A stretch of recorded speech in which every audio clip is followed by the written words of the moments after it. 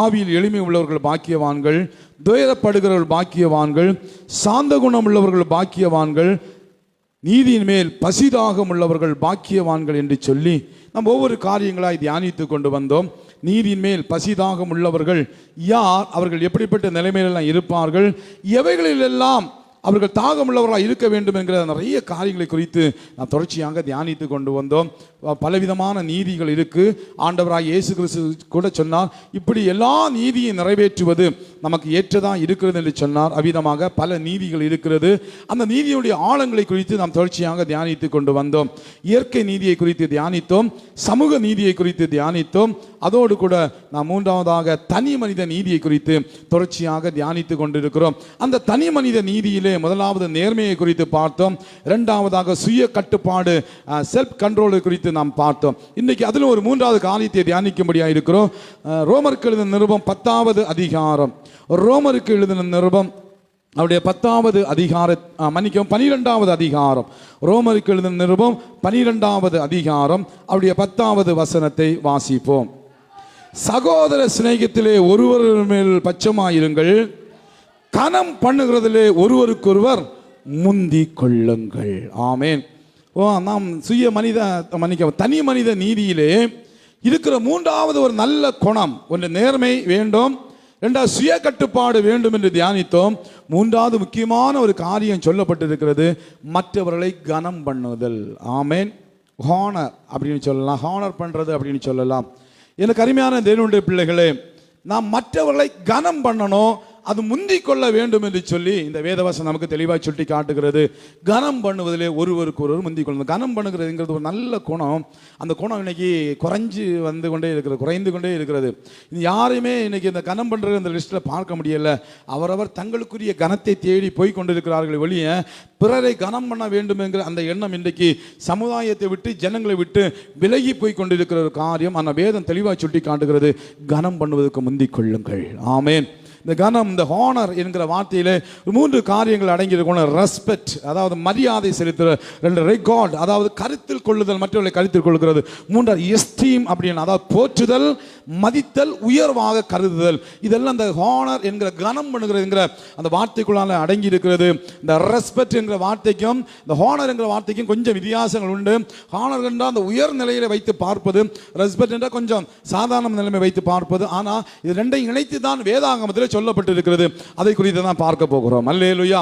இந்த ஹானர் அல்லது கனம் பண்ணுதல் அல்லது மரியாதை செலுத்துதல் அப்படின்னா என்ன? கனம் பண்ணுதல் என்பது ஒருவர் வகிக்கும் பொறுப்பு அல்லது அவர் செய்த செயலுக்காக பிறர் அவர் மேல் வைக்கிற மதிப்பு தான் இந்த ஹானர்.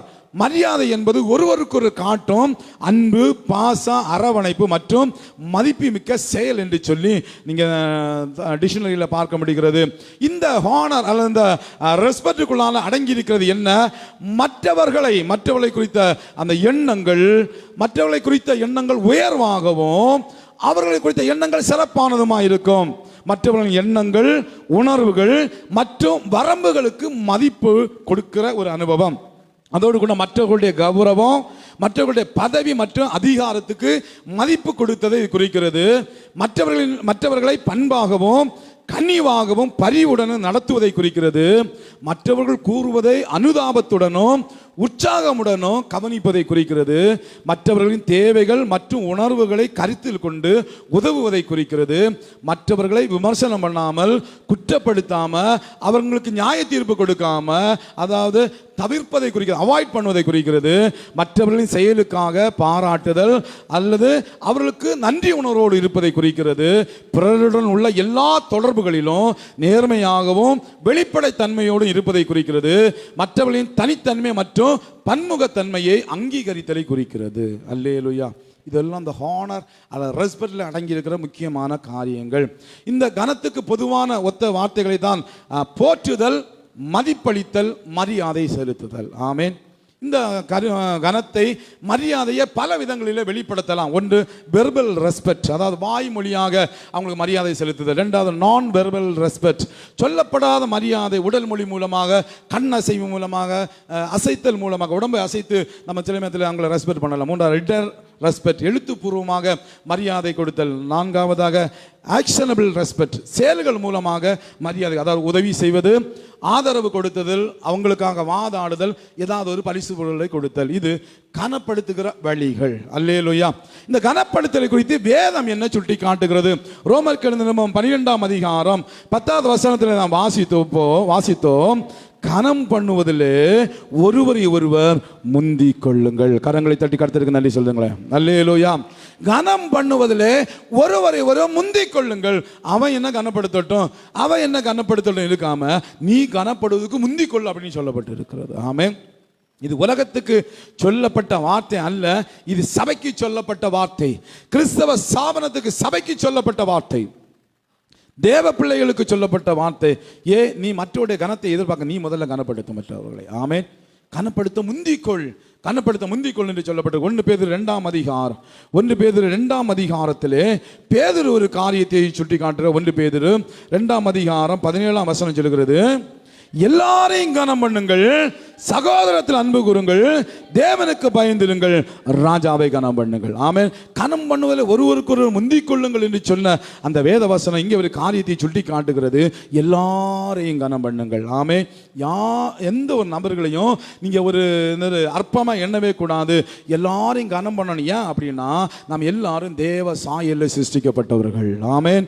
நாம் எப்படி தேவ சாயலில் சிருஷ்டிக்கப்பட்டோமோ அதே போல நம்முடைய அடுத்தவர்களும், நாம் பார்க்கிற ஒவ்வொரு மனிதர்களும் தேவ சாயலில் சிருஷ்டிக்கப்பட்டிருக்கிறவர்களா இருக்கிறபடினாலே நம்ம எல்லாரையும் கனப்படுத்த வேண்டும் என்று சொல்லப்பட்டிருக்கிறது. ரோமர் 13ஆம் அதிகாரம் நான் வாசித்த அந்த வேத பகுதியிலே அங்கே ஒரு அழகான வசனம் வருகிற எடுத்துக்கொள்ளுமா? ரோமர் 13ஆவது அதிகாரம் அதனுடைய 7வது வசனத்தை நீங்கள் வாசிக்கும் போது சொல்லப்பட்டிருக்கிறது. அதனுடைய கடைசி பகுதியில் சொல்லப்பட்டிருக்கிறது, எவனை கனம் பண்ண வேண்டியதோ அவனை கனம் பண்ணுங்கள். அல்லேலூயா, அல்லேலூயா. கனம் பண்ணுவல முந்திக் கொள்ளுங்கள், எல்லாரும் கனம் பண்ணுங்க. விசேஷமாக யாருக்கெல்லாம் விசேஷத்தை கனம் கொடுக்க வேண்டுமோ அவர்களை கண்டிப்பாக கனம் பண்ணுங்கள் என்று வேதவசனம் நமக்கு சுட்டி காட்டுகிறது. ஆமே. அப்படி நாம் யாரை கனம் பண்ண வேண்டும்? வேதம் நமக்கு அப்படி என்ன சுட்டி காட்டுகிறது என்று பார்ப்பதற்கு முன்பதாக உலக பிரகாரமாக ஒரு அரசாங்கம் யாரை கனம் பண்ணும், உலக பிரகாரமாக யார் கனத்துக்குரிய நபர்கள், யார் மரியாதைக்குரிய நபர்கள் என்று சொல்லி ஒரு பட்டியல் வச்சிருக்கிறாங்க. நீங்க நிறைய பரிசுகள் கொடுப்பதை, நீங்க அவார்டுகள் கொடுப்பாங்க. அவர் சமூக சேவை செய்தார் அல்லது அதை செய்தார் இதை செய்தார் சொல்லி நம்ம இந்திய தேசத்தில் உயர்ந்த பரிசுகள் கொடுப்பாங்க. வெளிநாட்டில் நோபல் பரிசு எல்லாம் கொடுப்பாங்க, உயர்ந்த பரிசுகள் எல்லாம் கொடுப்பாங்க. சிலரை தெரிந்து கொண்டு கொடுப்பாங்க. எப்படிப்பட்டவர்களை தெரிந்து கொண்டு கொடுப்பாங்க? உலக பிரகாரமாக அரசாங்கம் ஒரு 10 விதமான மக்களை இவங்க கனத்துக்குரியவர்கள், இவங்க மேன்மைக்குரியவர்கள், இவங்க கௌரவத்துக்குரியவர்கள் பட்டியல் போட்டு வச்சிருக்கிறாங்க. யார் அப்படின்னா முதலாவது லீடர்ஸ், அதாவது தலைவர்கள், நாட்டு தலைவர்கள், அரசு அதிகாரிகள், நேர்மையுடனும் விவேகத்துடன் பணியாற்றுகிற நல்ல தலைவர்கள், அவர்கள் மரியாதைக்குரியவர்கள். 2 ஹீரோஸ், அதாவது நாயகர்கள். அதாவது இந்த ஹீரோஸ் சொன்ன சினிமா நடிகரை பற்றி இங்க சொல்லல. சினிமா ஹீரோஸ் அவன் நடிக்கிறவன், அந்த நடிகனை குறித்து சொல்லல. யார் ஹீரோ? ஒன்னு ராணுவ வீரர்கள், இரண்டாவது ஆபத்தில் இருக்கிற மற்றவர்களை தங்களுடைய உயிரை பணைய வைத்து காப்பாற்றுகிறவர்கள், மூணாவது சொல்லப்பட்ட ஃபர்ஸ்ட் ரெஸ்பாண்டர்ஸ் அப்படின்னு சொல்லுவாங்க. அதாவது ஆபத்து நேரத்தில் யார் ஒருவர் முன்னால சீக்கிரமா வந்து முதல்ல வந்து அவங்களுக்கு உதவி செய்கிறாங்களோ அவங்க தான் ஃபர்ஸ்ட் ரெஸ்பாண்டர்ஸ். அதாவது ஆபத்து நேரத்தில் உதவி செய்கிறவங்க அவங்க போலீஸ், அதோட தீயணைப்பு வீரர்கள், அவசர மருத்துவ தொழில்நுட்ப கலைஞர்கள், மருத்துவ உதவியாளர்கள், ஆம்புலன்ஸ் பணியாளர்கள், மீட்பு குழு உறுப்பினர்கள், அவசர மேலாண்மை பணியாளர்கள் மற்றும் காணாதவர்களை தேடி போவாங்கல்ல அந்த மீட்பு குழுவினர், உயிர் காப்பாளர்கள், இவர்களை தான் ஹீரோக்கள் என்று சொல்லி அரசாங்கத்தில் வைக்கப்பட்டிருக்கிறது. மூன்றாவதாக யாரை மதிப்பாக வழிகாட்டுக மெண்டர்ஸ் அப்படின்னு சொல்லுவாங்க, ஆசிரியர்கள், பயிற்சியாளர்கள். மூன்றாவது பிறருக்கு முன்மாதிரியாக இருந்து மற்றவர்களை ஊக்குவிக்கிறவர்கள், மோட்டிவேட் பண்ணி கொண்டிருக்கிறவங்கள அவர்களை ஒரு முக்கியமான மதிப்புக்குரியவர்களை வச்சிருக்கிறாங்க அரசாங்கம். நான்காவது மனிதாபிமானிகள், அதாவது பிறருக்கு உதவுவதற்காக தங்கள் வாழ்க்கையை அர்ப்பணித்தவர்கள், தன்னார்வமாய் வந்து செய்கிறவர்கள். எடுத்துக்காட்டாக நீங்க அன்னை தெரசா, அவங்க தன்னுடைய வாழ்க்கையை மனிதாபிமான காரியங்களுக்கு பிறருக்கு உதவி செய்வதற்காக அர்ப்பணிச்சாங்க. இப்படிப்பட்ட மனிதாபிமானிகள் அப்படின்னு சொல்லுவாங்க. அவர்களை முதன்மையாக வச்சிருக்காங்க. ஐந்தாவது கண்டுபிடிப்பாளர்கள், அதாவது விஞ்ஞானிகள், அறிஞர்கள், மற்றபடி அந்த புதிய புதிய காரியங்களை கண்டுபிடிக்கிறவர்கள், பணியின் மூலமாக நேர்மறையான மாற்றத்தை சமுதாயத்தில் ஏற்படுத்துகிறார்கள். ஐந்தாவது கலைஞர்கள், ஆர்டிஸ்ட், நல்ல படம் வரைகிறவங்க, நல்ல கதை எழுதுறவங்க, பாடல் எழுதுகிறவங்க, நல்ல அந்த நாடகங்கள், இயல் இசை நாடகம் கேள்விப்பட்டிருப்பாங்க, அதை சார்ந்த கலைஞர்கள், அவர்கள் மதிப்புக்குரியவர்கள் அரசாங்கத்தை கருதப்படுகிறது. ஏழாவது பராமரிப்பாளர்கள், கேர் கிவர்ஸ், அதாவது சுகாதார பணியாளர்கள், சமூக பணியாளர்கள். குடும்பத்தில் சில குடும்பங்களில் ரொம்ப கஷ்டப்படுறவங்கள அவங்கள வச்சு பார்க்க முடியாத சூழ்நிலை இருக்கும். அப்படி பார்க்க முடியாத நிலைமையில் பராமரிக்க முடியாமல் நிலைமையில் இருக்கிறவர்களை போய் பராமரிக்கிறவர்கள் அவர்கள். எட்டாவதாக சுற்றுச்சூழல் பொறுப்பாளர்கள், அதாவது இயற்கையை பாதுகாக்க உதவுகிறவர்கள். இப்போ நீங்க பார்த்தீங்கன்னா ஒரு விலங்கை நீங்க கொன்னீங்கன்னா உங்களுக்கு ஜெயில் தெரியுமா? உங்களுக்கு இயற்கை பாதுகாப்பாளர்கள் கேஸ் போடுவாங்க. அப்படிப்பட்ட இயற்கை பொறுப்பாளர்கள், சுற்றுச்சூழல் பொறுப்பாளர்கள். ஒன்பதாவதாக சமாதானம் செய்பவர்கள், பீஸ் மேக்கர். ஒரு இடத்துல கலவரம் நடக்கு, அங்கு போய் சமாதானம் செய்கிறவர்கள். ரெண்டு நாட்டுக்கிடையே போர் நடக்கிறது, அங்க அம்பாசிடர் இந்த சமாதானம் பண்றவங்க. ஒரு சமாதானம் பண்ணுங்க, எந்த சமாதானமா இருக்கட்டும், இந்த சமாதானத்துக்குரிய உயரிய விருது, நோபல் பரிசு அடிக்கடி பெற்றுக்கொள்வாங்க. அவங்க வாழ்க்கையை நீங்க படிச்சு பார்த்தீங்கன்னா எங்கேயோ ஒரு இடத்துல சமாதானமான காரியங்களை செஞ்சிருப்பாங்க. பத்தாவது எவ்ரிடே ஹீரோஸ், அன்றாட ஹீரோக்கள். அன்றாட வாழ்க்கையில் மற்றவர்களுக்கு உதவி செய்ய சின்ன சின்ன சின்ன உதவிகளை செஞ்சு ஏதோ ஒரு விதத்தில் மற்றவர்களுக்கு அனுகூலமாக இருக்கிறவங்க. இப்படி இந்த 10 நிலைமையில் உள்ளவங்களை தான் அரசாங்கம், உலகம் அவர்களை மதிப்புக்குரியவர்களாக, கௌரவத்துக்குரியவர்களாக வைத்திருக்கிறது. அல்லேலூயா, அல்லேலூயா. கிறிஸ்தவர்களாகி இருக்கிற நாம் யாரை கனப்படுத்த வேண்டும்? தேவ பிள்ளைகளாக இருக்கிற நாம் சபை யாரை கனப்படுத்த வேண்டும்? அல்லேலூயா, அல்லேலூயா. நீதிமொழிகள் 3வது அதிகாரம், நீதிமொழிகளின் புத்தகம் 3வது அதிகாரம் 9வது வசனத்துக்கு நேராய் வரும் பொழுது அங்கே சொல்லப்பட்டிருக்கிறது 3:9. கர்த்தரை கனம் பண்ணு. அல்லேலூயா. முதலாவதாக ஒரு தேவ பிள்ளை, ஒரு கர்த்தரை அறிந்த ஒரு பிள்ளை தேவனை கனம் பண்ண வேண்டும். நாம் யாருக்கு முதல் கனம்னா தேவனுக்கு. ஆமென். உலகம் தேவனுக்கு கனத்தை கொடுக்காது, ஆனால் நாம் தேவனுக்கு கனத்தை கொடுக்க வேண்டும். ஏன்னா நாம் தேவனால் உருவாக்கப்பட்டவர்கள், தேவனாலே பாதுகாக்கப்படுகிறவர்கள், தேவனாலே போஷிப்பிக்கப்படுகிறவர்கள், தேவனாலே வழிநடத்தப்படுகிறவர்கள். ஆகவே நம்முடைய கனம் தேவனுக்கு உரியது. ஆமே. இந்த கனத்தை ஆண்டவர் நம்மிடத்தை எதிர்பார்க்கிறார். இந்த கனத்தை எதிர்பார்க்கிறார். மல்கியாவின் புத்தகம் 1வது அதிகாரம், மல்கியாவின் புத்தகம் 1வது அதிகாரத்தில் நீங்க வாசிக்கும் போது ஆண்டவர் அங்கே ஒரு கேள்வி கேட்கிறார். 6வது வசனத்தில் வாசிங்க. குமாரன் தன் பிதாவையும் ஊழியக்காரன் தன் எஜமானையும் கனம் பண்ணுகிறார்களே, நான் பிதாவானால் என் கனம் எங்கே? நான் எஜமானானால் எனக்கு பயப்படும் எங்கே என்று சேனைகளின் கர்த்தர் கேட்கிறார். அல்லேலூயா. ஆண்டவர் கேள்வி கேட்கிறார். ஐயா, குமாரன் தான் பிதாவையும் கனம் பண்ணணும், ஊழியக்காரன் தான் எஜமானையும் கனம் பண்ணணும்னு சொல்லிக்கிறீங்களே, நீங்க தான் போதிக்கிறீங்க. அப்படின்னா பிதாவாகிய என்னுடைய கனம் எங்கே? ஆண்டவர் வாஞ்சிக்கிறார் நம்ம அவரை கனப்படுத்தணும். எல்லா இடங்களிலும் அவரை நாம் கனப்படுத்த வேண்டும். ஆமேன். அல்லேலூயா, அல்லேலூயா. எத்தனை பேர் ஆண்டவருக்கு கொடுக்க வேண்டிய கனத்தை நீங்க கொடுக்குறீங்க? எத்தனை பேர் உண்மையிலே கர்த்தரை ஒரு மரியாதைக்குரிய நபராக, ஒரு அந்த அளவுக்கு ஒரு மரியாதைக்குரிய, அது கௌரவத்துக்குரிய ஒரு தேவனாக எத்தனை பேர் அவரை பார்க்குறீங்க? எத்தனை பேர் அவரை யோசித்து பார்க்குறீங்க? அல்லேலூயா, அல்லேலூயா. நம்ம ஆண்டவரை குறித்து புதிய பாட்டில் வெளிப்படுத்தின விசேஷத்தில் நம்முடைய ஆண்டவராக இயேசு கிறிஸ்துவை குறித்து ஒரு காரியம் சொல்லப்பட்டிருக்கிறது. எடுத்துக்கொள்ளுங்க. வெளிப்படுத்தின விசேஷம் 1வது அதிகாரம், வெளிப்படுத்தின விசேஷம் அதனுடைய 1வது அதிகாரத்தில் ஆண்டவராக இயேசு கிறிஸ்துவை குறித்து சொல்லப்பட்டிருக்கிறது. 13ஆம் வசனத்தில் வாசிங்க. அந்த 7 குத்து விளக்குகள் மத்தியிலே நிலையங்கி தரித்து மார்படிகை பொற்கச்சை கட்டி இருந்த மனுஷகுமாரனுக்கு ஒப்பானவரை கண்டேன். அவருடைய சிரசும் மயிரும் வெண் பஞ்சை போலவும் உறைந்த மலையை போலவும் வெண்மையாக இருந்தது. அவருடைய கண்கள் அக்னி ஜுவாலையை போல் இருந்தது. அவருடைய பாதங்கள் உலைகளத்தில் காய்ந்த பிரகாசமுள்ள வெண்கலம் போல் இருந்தது. அவருடைய சத்தம் பெருவெளத்து இரைச்சலை போல் இருந்தது. அவருக்கு வலது கரத்தில் 7 நட்சத்திரங்களை ஏந்தி கொண்டிருந்தார். அவர் வாயிலிருந்து இருபுறமும் கருக்குள்ள பட்டயம் புறப்பட்டது. அவருடைய முகம் வல்லமையாய் பிரகாசிக்கிற சூரியனை போல இருந்தது. நல்ல கரங்களை தட்டி ஆண்டவராகிய இயேசு கிறிஸ்துவை குறித்து, அவர் இப்ப எப்படி பரலோகத்தில் இருக்கிறார் என்கிற காரியத்தை குறித்து யோவான் ஒரு வெளிப்பாட்டை பெற்று சொல்லுகிறான். பாருங்க, இப்படிப்பட்ட மகிமையான அற்புதமான இயேசுவாக்கும் இப்படிப்பட்ட மகிமையான இயேசுவாக்கும் தன்னை தாழ்த்தி இந்த உலகத்தில் ஒரு கன்னியிடத்தில் வந்து பிறந்து 33 வருட மனுஷனாய் வாழ்ந்து நமக்காக அடிபட்டு நமக்காக வேதனையை சகித்து நமக்காக நொறுக்கப்பட்டு சிலுவையிலே தொங்கின இயேசுவை குறித்து தான் சொல்லப்பட்டிருக்கிறது. அவர் அந்த மகிமையில இன்னைக்கு சிங்காசனத்தில் இருக்கிறார். அவர் அக்கினி ஜுவாலை, கனத்துக்குரியவர், அவர் மகிமைக்குரியவர். அல்லேலூயா, அல்லேலூயா.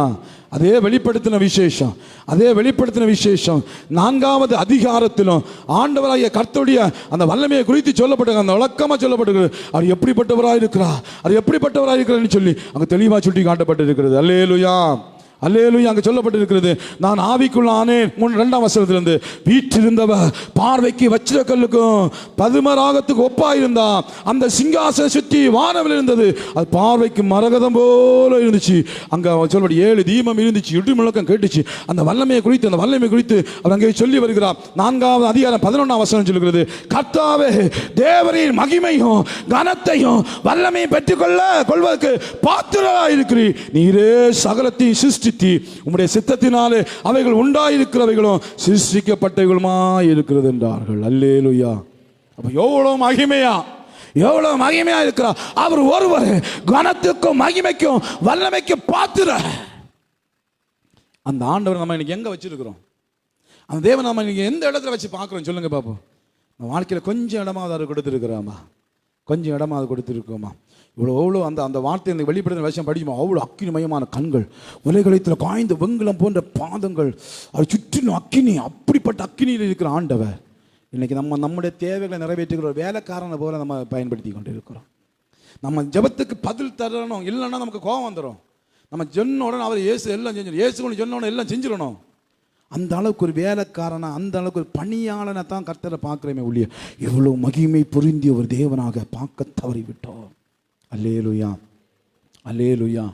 அந்த ஆண்டவர் என்ன சொல்கிறார் தெரியுமா? 1 சாமுவேல் 2வது அதிகாரம், 1 சாமுவேல் 2வது அதிகாரம் அப்படியே 30வது வசனம் சொல்லு. 1 சாமுவேல் 2ஆம் அதிகாரம் 30ஆம் வசனம் சொல்லுகிறது, ஆகையால் இஸ்ரவேலின் தேவனாய் கர்த்தர் சொல்லுகிறதாவது, உன் வீட்டாரும் உன் பிதாவின் வீட்டாரும் என்றைக்கு என் சந்ததியில் நடந்து கொள்வார்கள் என்று நான் நிச்சயமாய் சொல்லி இருந்தோம்.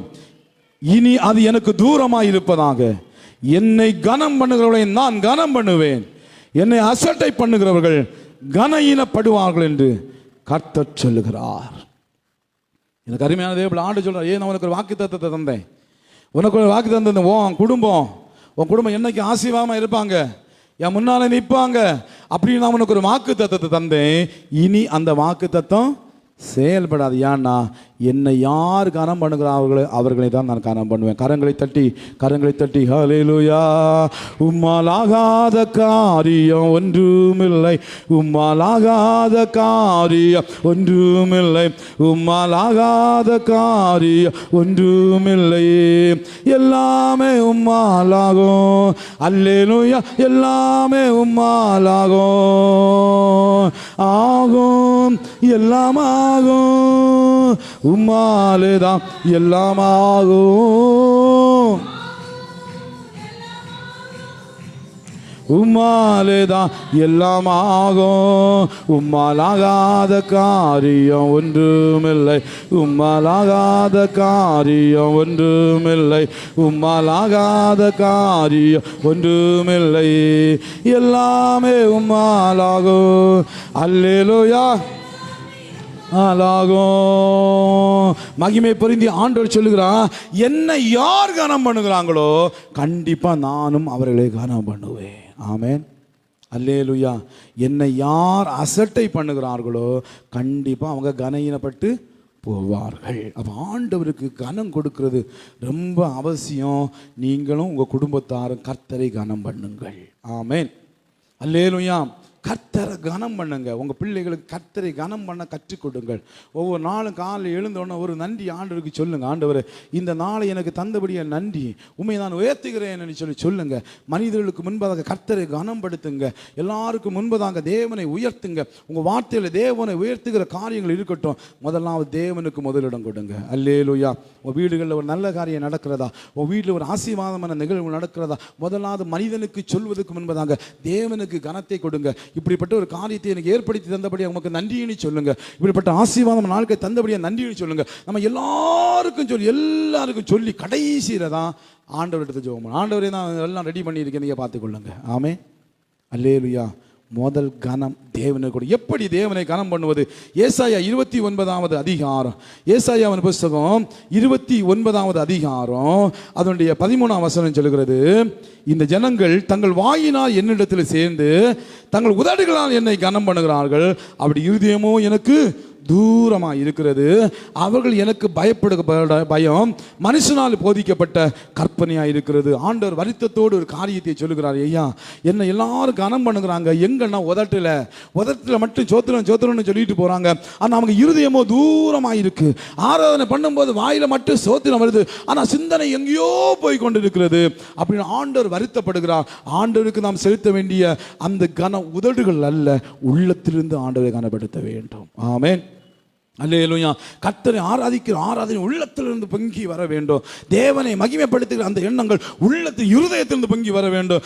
ஆண்டவரை உதடுகளாலே கனம் பண்ணி இருதயம் தூரமாக இருப்பதை கர்த்தர் வெறுக்கிறார். நம்முடைய தேவனை உள்ளத்தின் மூலமாய், உள்ளத்தின் அந்த வார்த்தைகள் மூலமாய் கர்த்தரை கனம் பண்ண வேண்டும். இரண்டாவது, ஏசாயா 43வது அதிகாரம், ஏசாயாவின் புத்தகம் 43வது அதிகாரம் அதோட 23வது வசனம் சொல்லுகிறது, உன் ஆடுகளை தகன பலியா நீ எனக்கு செலுத்தவில்லை, உன் பலிகளினால் நீ என்னை கனம் பண்ணவும் இல்லை, காணிக்கைகளை செலுத்தும்படி நான் உன்னை சங்கடப்படுத்தாமலும் தூபம் காட்டும்படி உன்னை வருத்தப்படுத்தாமலும் இருந்தேன். ஏன்னா நான் சொன்னா நீ செய்ய மாட்டேங்கிற, உனக்கு வருத்தமா இருக்கு, உனக்கு எல்லாம் வருத்தம், நான் செய்ய சொன்னா நீ வருத்தப்படுகிறாய். ஆனால் ஆண்டவர் ஆதங்கத்தோடு சொல்லுகிறார், உன் பலிகளினாலே நீ என்னை கனம் பண்ணவில்லை.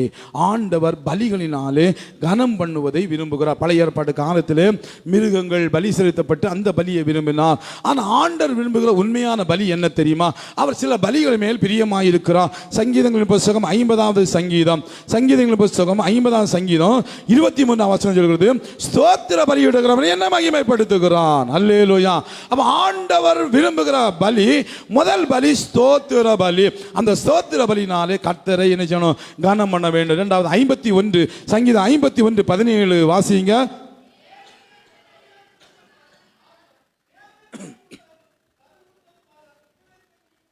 இரண்டாவது, ஆண்டவராய் கர்த்தர் எதிர்பார்க்க பலி நொறுங்குண்ட பலி. அல்லேலூயா. தேவனுக்கு ஏற்ற பலி இருதயம் நொறுங்குண்டு, இருதயத்தில் கொழுப்போடு, இருதயத்தில் கௌரவத்தோடு, இருதயத்தில் பொறாமையோடு, இருதயத்தில் பெருமையோடு பண்ணுகிற அந்த பலி அல்ல. தன்னை தாழ்த்தி, தேவ சமூகத்தில் தன்னை முழுவதுமாய் தாழ்த்தி, ஆண்டவரே நான் பெற்றிருக்கிறது நீர் எனக்கு தந்த. நேற்றைய தினத்தில் உபவாச கூட்டத்தில் நம்ம தியானிச்சோம். பார்த்தீங்களா? என் கைபலத்தினால சம்பாதிச்சது அல்ல, எல்லாமே நீ தந்தது, எல்லாமே நீ தந்த என்கிற உணர்வோடு கூட நொறுங்குண்ட இருதயத்தோடு தேவ சமூகத்தில் நிற்கிறதை கர்த்தர் விரும்புகிறார். அல்லேலூயா. மூன்றாவதாக எபிரேயர் 13வது அதிகாரம், எபிரேயருக்கு புஸ்தகம் அதனுடைய 13வது அதிகாரம் அதனுடைய 16வது வசனம் சொல்லுகிறது, அன்றியும் நன்மை செய்யவும் தான தர்மம் பண்ணவும் மறவாதிருங்கள், இப்படிப்பட்ட பலிகள் மேல் தேவன் பிரியமாயிருக்கிறார். மூன்றாவது, தேவன் எதிர்பார்க்கிற பலி என்னன்னா, நன்மை செய்யணும், தான தர்மம் செய்ய வேண்டும். ஆமென். இது ஆண்டவருக்கு பிரியமான பலி. அடுத்ததாக நீதிமொழிகளின் புஸ்தகம் 14ஆம் அதிகாரம் 31ஆம் வசனம், நீதிமொழிகளின் புஸ்தகம் 14ஆம் அதிகாரம் 31ஆம் வசனம் சொல்லுகிறது, தரித்திரனுக்கு இறங்குகிறவன் கர்த்தரை கனம் பண்ணுகிறான். அல்லேலூயா. அப்ப கர்த்தரை கனம் பண்ணுகிறதுக்கு ஒரு அடையாளம், தரித்திரர்களுக்கு உதவி செய்து ஆண்டவரை கனம் பண்ணுவதற்கு அடையாளம். அப்ப ஆண்டவரை எப்படி கனம் பண்ணணும்? ஒன்று, உள்ளத்தினால கனம் பண்ணணும். ரெண்டு, பலிகளினால கனம் பண்ணணும். மூன்றாவது, எப்படி கனம் பண்ணணும்? நீதிமொழிகளின் புஸ்தகம் 3வது அதிகாரம் வாசித்த அந்த வேத பகுதி சொல்லுது. நீதிமொழிகளின் புஸ்தகம் 3வது அதிகாரம் அது 9ஆம் வசனம் சொல்லுகிறது, உன் பொருளாலும் உன் எல்லா விளைவின் முதல் பலனாலும் கர்த்தரை கனம் பண்ணு. அல்லேலூயா. பொருட்களினாலும் விளைவின் முதல் பலனாலும் கர்த்தரை கனம் பண்ண வேண்டும் என்று சொல்லப்படுகிறது. நான்காவது எப்படி கனம் பண்ண வேண்டும்? சங்கீதங்களின் புஸ்தகம் 25ஆம் சங்கீதம், சங்கீதங்களின் புஸ்தகம் 29ஆம் சங்கீதம் 1-2 ஆகிய வசனங்கள். சங்கீதங்கள் புஸ்தகம் 29:1-2.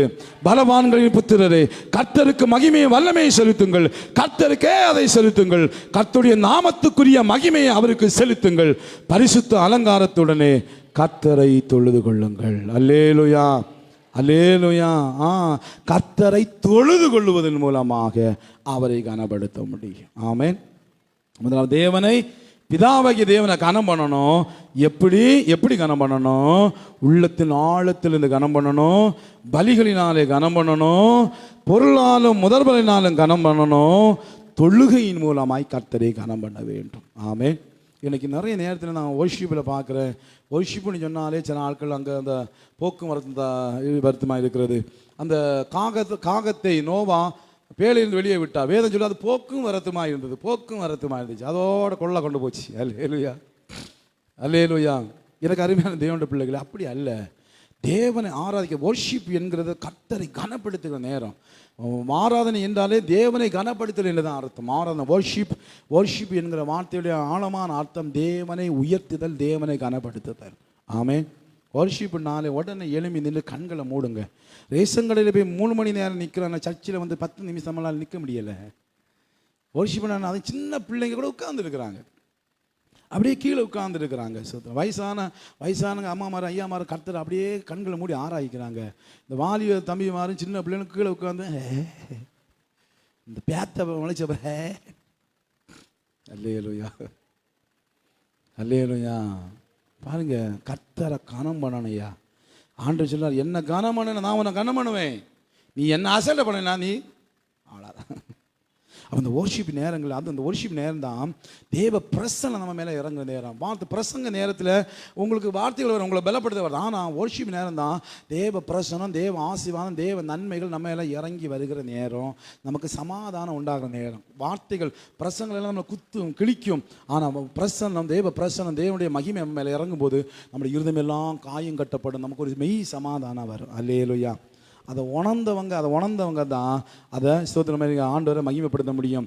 நான் ஆண்டவரை உண்மையாக ஆராதனை பண்ணணும். எத்தனை சர்ச்சுக்கு ஓடி இருக்கேன் தெரியுமா?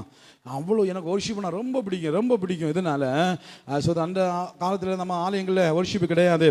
அதனால நான் மற்ற இடங்களுக்கு வர்ஷிப்புக்காக ஓடுவேன். கொஞ்சம் நேரம் அந்த சமாதானத்தை பெற்றவங்களுக்கு தான் அதுக்கு தெரியும். கொஞ்ச நேரம், ஒரு 1/2 மணி நேரம் அப்படியே மெய் மறந்து நின்று பாருங்கள், மொத்த வாழ்க்கையும் மாறும். அல்லேலூயா. இப்போ உங்களுக்கு அந்த அனுகூலம் உண்டாகி இருக்கிறது. ஆனால் நிறைய பேர் அதை பயன்படுத்த மாட்டீங்க. வேடிக்கை பார்க்கறதும் அங்கே இங்கே உலாவுகிறதுலையும் அதுலேயுமே தான் இருக்கிற கர்த்தரை மகிமைப்படுத்த இன்னைக்கு தவறி போகிறீங்க. நான் சொல்கிறேன், ஆராதனை வேலை கர்த்தரை கனப்படுத்துகிற நேரம் அசல்ட்டை பண்ணாதீங்க. நீங்கள் யாராக இருக்கட்டும் கர்த்தரை அசல்ட்டை பண்ணாதீங்க. கர்த்தருக்குரிய மகிமையை நீங்கள் செலுத்த வேண்டும். அல்லேலூயா. கர்த்தருடைய நாமத்துக்குரிய மகிமையை அவருக்கு செலுத்துங்கள். பரிசுத்த அலங்காரத்துடனே கர்த்தரை தொழுது கொள்ளுங்கள். அந்த உணர்வோடு கூட கர்த்தரை தொழுது கொள்ளுங்கள். ஆமென். தேவனை கனப்படுத்த வேண்டும். பக்தி உள்ள குடும்பத்தில் பிறந்த ஒரு வாலிபன், நல்ல சண்டே ஸ்கூலில் வச்சு நல்ல பயிற்றுவிக்கப்பட்ட வாலிபன், ஆண்டவருக்கு முக்கியத்துவம் கொடுத்தான். அவன் நல்லா பாடுறான். பாடல் ரொம்ப இனிமையாக இருக்கும். அவனுக்கு ஒரு ஆசை, ரேடியோவில் பாடணும். இப்போ எல்லாம் முன்னால் நடந்தது, ஆரம்ப காலத்தில் ரேடியோ தானே புகழ். அவன் அந்த ரேடியோவில் பாடணும்னு அவனுக்கு ரொம்ப ஆசை. ஆகவே நல்ல பயிற்சி பண்ணுனா அந்த கேசட்டில் அதெல்லாம் ரெடி பண்ணி ஒரு ரேடியோ ஸ்டேஷனுக்கு அனுப்பி வச்சான். அவங்க பார்த்துட்டு நல்லா இருக்குது, வாய்ஸ் நல்லா இருக்குது, நல்லா பாடுறான் அப்படின்னு சொல்லிட்டு அவனுக்கு அழைப்பு கொடுத்தாங்க. ஒரு நாள் வா, ஒன்று நாங்கள் பார்க்கணும், இங்கே வச்சு பாட வச்சு பார்க்கணும் அப்படின்னு வாங்கன்னு சொல்லிட்டு ஒரு கடிதம் அனுப்பியிருந்தாங்க. அந்த கடிதத்தை வாங்கி பார்த்தபோது ஞாயிற்றுக்கிழமை 10 மணிக்கு வாங்க அப்படின்னு சொல்லி போட்டிருந்து. இந்த பையன் அப்படியே பார்த்துட்டு இன்னொரு கார்டு எடுத்தான், எழுதினான். அவன் சொன்னான், ஞாயிற்றுக்கிழமை நான் வரமாட்டேன், என்னால் வரவும் முடியாதுன்னு அனுப்பி வச்சுட்டான். இதை சோதரம் அவங்க வீட்டில் திட்டுனாங்க. என்னடா இது, என்ன இப்படி பண்ணிட்ட, இந்த வாய்ப்பு நீ கிடைக்குமா உனக்கு? ரொம்ப கஷ்டம். அந்த டைமில் ரேடியோவில் பாடுறதுலாம் பெரிய கஷ்டம். உனக்கு இப்படி ஒரு வாய்ப்பு வந்துருக்கிறது, நீ தவற விட்டுட்டியே அப்படின்னு சொல்லி நண்பர்கள்லாம் திட்டுனாங்களா, பைத்தியக்காரன் என்ன இப்படி கிடக்குற அப்படின்னு சொல்லிட்டு அவனை ரொம்ப கேவலமாக பேசினாங்க. ரொம்ப உடஞ்சி போய் நேராக சர்ச்சைக்கு வந்தான். சர்ச்சைக்கு வந்து பாஸ்டர்கிட்ட சொன்னான், பாஸ்டர் எனக்கு ரொம்ப மனசு உடஞ்சி போயிருக்கிறேன், அப்போ அவர் கேட்டார், ஏன் தம்பி இப்படி எனக்கு அழைப்பு வந்துச்சு, ஞாயிற்றுக்கிழமை பாஸ்டர், ஞாயிற்றுக்கிழமை நம்ம அந்த ஆண்டவரை ஆராதிக்கிற நாள் இல்லை பாஸ்டர். நான் சொன்னேன், ஏன் தம்பி, எல்லாரும் போகிறதானே, அவங்க வேலைகளுக்கு போகிறாங்க, அவங்கெல்லாம் செய்யத்தானே செய்கிறாங்க, உனக்கு மட்டும் இல்லை இல்லை இல்லை பாஸ்டர், அது நான் தேவனை கனப்படுத்துகிற நாள். நான் இன்னைக்கு போனேன்னா என் தேவனை நான் அவமானப்படுத்துவேன், நான் சாட்சி இல்லாமல் வாழ்ந்துடுவேன், நான் படித்ததெல்லாம் வேஸ்ட் ஆகிடுமே பாஸ்டர். பாஸ்டர் சொன்னாராம், சரி உன்னுடைய வாஞ்சையை நான் பாராட்டுகிறேன், கர்த்தர் நிச்சயமாக அவனை உயர்த்துவார். அல்லேலூயா அல்லேலூயா. அந்த சகோதரனுக்கு ரேடியோவில் பாடுவதற்கு திரும்ப வாய்ப்பு கிடைக்கல, ஆனால் அநேக கன்வென்ஷன் மேடைகளில் பாட கர்த்தர் வாய்ப்பை கொடுத்தார். அல்லேலூயா அல்லேலூயா. அநேக தொலைக்காட்சிகளில் பாடுகிறத வாய்ப்பு கொடுத்தார். அவன் வாய்ஸ் மட்டும்தான் வரணும்னு ஆசைப்பட்டான், கர்த்தர் அவன் முகத்தையே வெளியே கொண்டு வந்தார். கரங்களை தட்டுவீர்களா? அல்லேலூயா அல்லேலூயா. ஒரு இடத்துல ஒரு பிரபலமான ஊழியக்காரர் கன்வென்ஷன் நடத்துவார்னு சொன்ன உடனே அந்த ஊழியக்காரர் சொல்லுவாராம், அந்த சகோதரனை கூப்பிடுங்க, அந்த சகோதரன் பாடன அப்படி பிரசன்னம் இறங்குறது, அந்த சகோதரன் ஆராதனை பண்ண அப்படி பிரசன்னம் இறங்குறது, அந்த சகோதரனை கூப்பிடுங்கன்னு சொல்லி பெரிய பெரிய ஊழியக்காரெல்லாம் கூப்பிட்டு பயன்படுத்துகிற அளவுக்கு கர்த்தர் வாழ்க்கையை மாற்றினாரா. ஆமென். அல்லேலூயா அல்லேலூயா. கர்த்தரை கனப்படுத்துகிறவர்கள் ஒரு நாளும் அவர்கள் கனஈனம் அடைந்து போகவே மாட்டார்கள், உயர்ந்து கொண்டு தான் இருப்பார்கள். ஆமேன். அல்லேலூயா. இன்னும் ஒரு சம்பவத்தை உங்களுக்கு சொல்லுகிறேன். ஒரு அழகான பெண், அவள் அழகாக பாடல்களை பாடுவாள். அவளோ சர்ச்சில் உள்ளவதான், நல்ல அவளோட பாட்டுக்கு மயங்காதவங்க யாருமே கிடையாது. அவள் நிறைய இடங்களில் வெளியில் போய் பாப்பிசை பாடல்கள்லாம் பாடிக்கொண்டிருந்தாள். ரொம்ப பிரபலமானால் அவளுடைய பெற்றோர்கள் வந்து சொன்னாங்க, எம்மா நீ கிறிஸ்தவ பிள்ளை, இப்படி நீ கிளப்பில் போய் பாடுறது எங்களுக்கு பிடிக்கல, பாப்பிசை பாடல்கள்லாம் பாடுறது பிடிக்கல, நீ அதெல்லாம் விட்டுட்டு வா, நீ ஆண்டவரை வந்து மகிமைப்படுத்து, கர்த்தரை மகிமைப்படுத்து அப்படின்னு சொல்லிட்டு அவளுக்கு ஆலோசனை கொடுத்தாங்க. அவங்க சொன்னாங்க, எம்மா, அவ சொல்லலாம், எம்மா நீ எந்த காலத்தில் இருக்கிறீங்க, அதெல்லாம் உங்கள் காலம் பழைய காலம்மா, இப்போ புகழ் அடையணும், அப்போ தான் பணம் வரும், பணம் வந்தால் தான் நல்ல பெரிய ஐஸ்வர்யம் வர முடியும். எவ்வளோ ரசிகர்கள் எனக்கு இருக்காங்க தெரியுமா, நான் எல்லாம் வர முடியாது, நான் எல்லாம் சர்ச்சில் வந்து பாட முடியாது, நான் உலகத்துக்கு தான் பாடுவேன் சொல்லி பாடிக்கொண்டு இருந்தான். நிறைய பேர் வந்தாங்க. எல்லா ஞாயிற்றுக்கிழமையும் சர்ச்சில் மீட்டிங் நடக்கும். ஆனால் இவ வீட்டில் அவன் நண்பர்களும் தோழிகள், வெளிநாட்டு கதைகள் உங்களுக்கு தெரியும், அவங்க நல்ல போதைகளை போட்டு அங்கே பாட்டை பாடி அவங்க திரும்ப திரும்ப பாட சொல்லுவாங்களாம். இவ பாடி எல்லாரையும் மயக்கி கொண்டு இருந்தான். அங்கே ஆலயத்தில் ஆராதனை, இவ வீட்டிலே அலங்கோலமான காரியங்கள், அப்படியே புகழ் அடைந்து கொண்டிருந்தாங்க. நிறைய பேர் இருந்தாங்க. ஒரு நாள் திடீர்னு சொல்லி அவட கன்னத்தில் ஒரு சின்னதாக ஒரு பருவு வர ஆரம்பித்தது. அந்த பருவு வந்தோடனே நல்லா வலிக்க ஆரம்பித்தது. அவள் தன் மருந்துகள் எல்லாம் போட்டு பார்த்தாள், அந்த பருவு தீர்ந்த பாடில்லை, அது அப்படியே வலி கொடுக்க ஆரம்பித்தது. கண்ணாடி முன்னால் இப்போ ஐயோ எனக்கு இப்படி வந்து சொல்லிட்டு உடைத்து விடலாம் என்று அதை உடைத்து விட்டாள். அசிகளெல்லாம் வந்துச்சு. என்ன ஆயிட்டு தெரியுமா, எல்லாம் போயிட்டுன்னு நினைச்சான். காலையில் எழுந்து பார்க்குறா, அது அப்படியே பரவ ஆரம்பித்தது. அது புண் அப்படியே பரவ ஆரம்பித்தது. சரீரத்தில் அப்படியே பரவானது. எல்லாம் ஆஸ்பத்திரிக்கு போனாங்க, மருந்து வாங்கினாங்க, எந்த பலன் இல்லை. அதை பரவி பரவி பரவி பரவி பரவி உடம்பு முழுசும் பரவ ஆரம்பித்தது. நண்பர்கள் அவளை விட்டு போக ஆரம்பித்தாங்க. அவருடைய சரீரம் நார ஆரம்பித்தது. இப்போ நண்பர்களுக்கெல்லாம் ஃபோன் பண்ணி, வாங்க நான் மனசு நொந்து போயிருக்கேன், மன அழுத்தத்தில் இருக்கிறேன், ஆறுதலாக வந்து 2 வார்த்தை சொல்லுங்க. அவங்க எல்லாம் சொன்ன, ஐயோ நாங்கள் இனி வரமாட்டோம், உனக்கு பிடிச்ச வியாதி எங்களுக்கு வந்துடும். அப்படியே அவளை விட்டு போக ஆரம்பித்தாங்க. அப்பா அம்மா துணையாக இருந்தாங்க. அவங்க சொன்னாங்க, எம்மா நாங்கள் அன்னைக்கே சொன்னோமே அம்மா, நீ ஆண்டவரை மறந்துடாத, கர்த்தரை கனப்படுத்து சொன்னோமே அம்மா, நீ இப்படி ஆகிவிட்டியே நீ சொன்ன போது அவள் நொந்து நொந்து நொந்து அழுதாளாம். ஐயோ நான் தப்பு பண்ணிட்டேன். அவள் சரீரம் மெலிந்து போனது, இனி பிழைக்க முடியாது என்கிற நிலைமைக்கு வந்து கொடிய வியாதி அவள் மொத்த சரீரத்தையும் அவள் வாழித்தது. தங்களால் ஏண்ட மட்டும் மரித்தோலை பார்த்தார்கள், முடியவில்லை. சாகுற அந்த பெட்டில் இருக்கும் பொழுது, ஆண்டவரே என்னை மன்னிச்சிடுங்கப்பா, உமக்கு பாட வேண்டியதான், உலகத்துக்கு பாடினேன், உண்மை நான் அசல்ட்டை பண்ணினேன் ஆண்டவரை, இன்னைக்கு நான் கனையின்னு அடைஞ்சிட்டு இருக்கேன், ஒருத்தர் கூட என்னை பார்க்க வரல. கடைசி நாட்களில் அவங்க அப்பா அம்மா கூட அவள் பக்கத்தில் இருக்க முடியல, அந்த அளவுக்கு அவள் சரீர நாற்றம் எடுத்தது. அவள் சொல்லி அழுதாலையும், அப்பா அம்மா கூட என்னை பக்கத்தில் வர முடியலை, எனக்கு இந்த நிலைமை ஆயிடுச்சு, என்னை மன்னிச்சிடுங்கன்னு சொல்லி அப்படியே மறித்து போனாள். அவளை அடக்கம் பண்ணக்கு ஒருத்தரும் வரலையா, அடக்கம் பண்ண கூப்பிட்டு ஒருத்தரும் வரலையா. அப்பா அம்மா என்ன செய்வாங்க, அவங்களும் அவங்க சபையுடைய போதகரும் போய் துணிகளிலே சுற்றி அவளை அடக்கம் பண்ணினார்களாம்.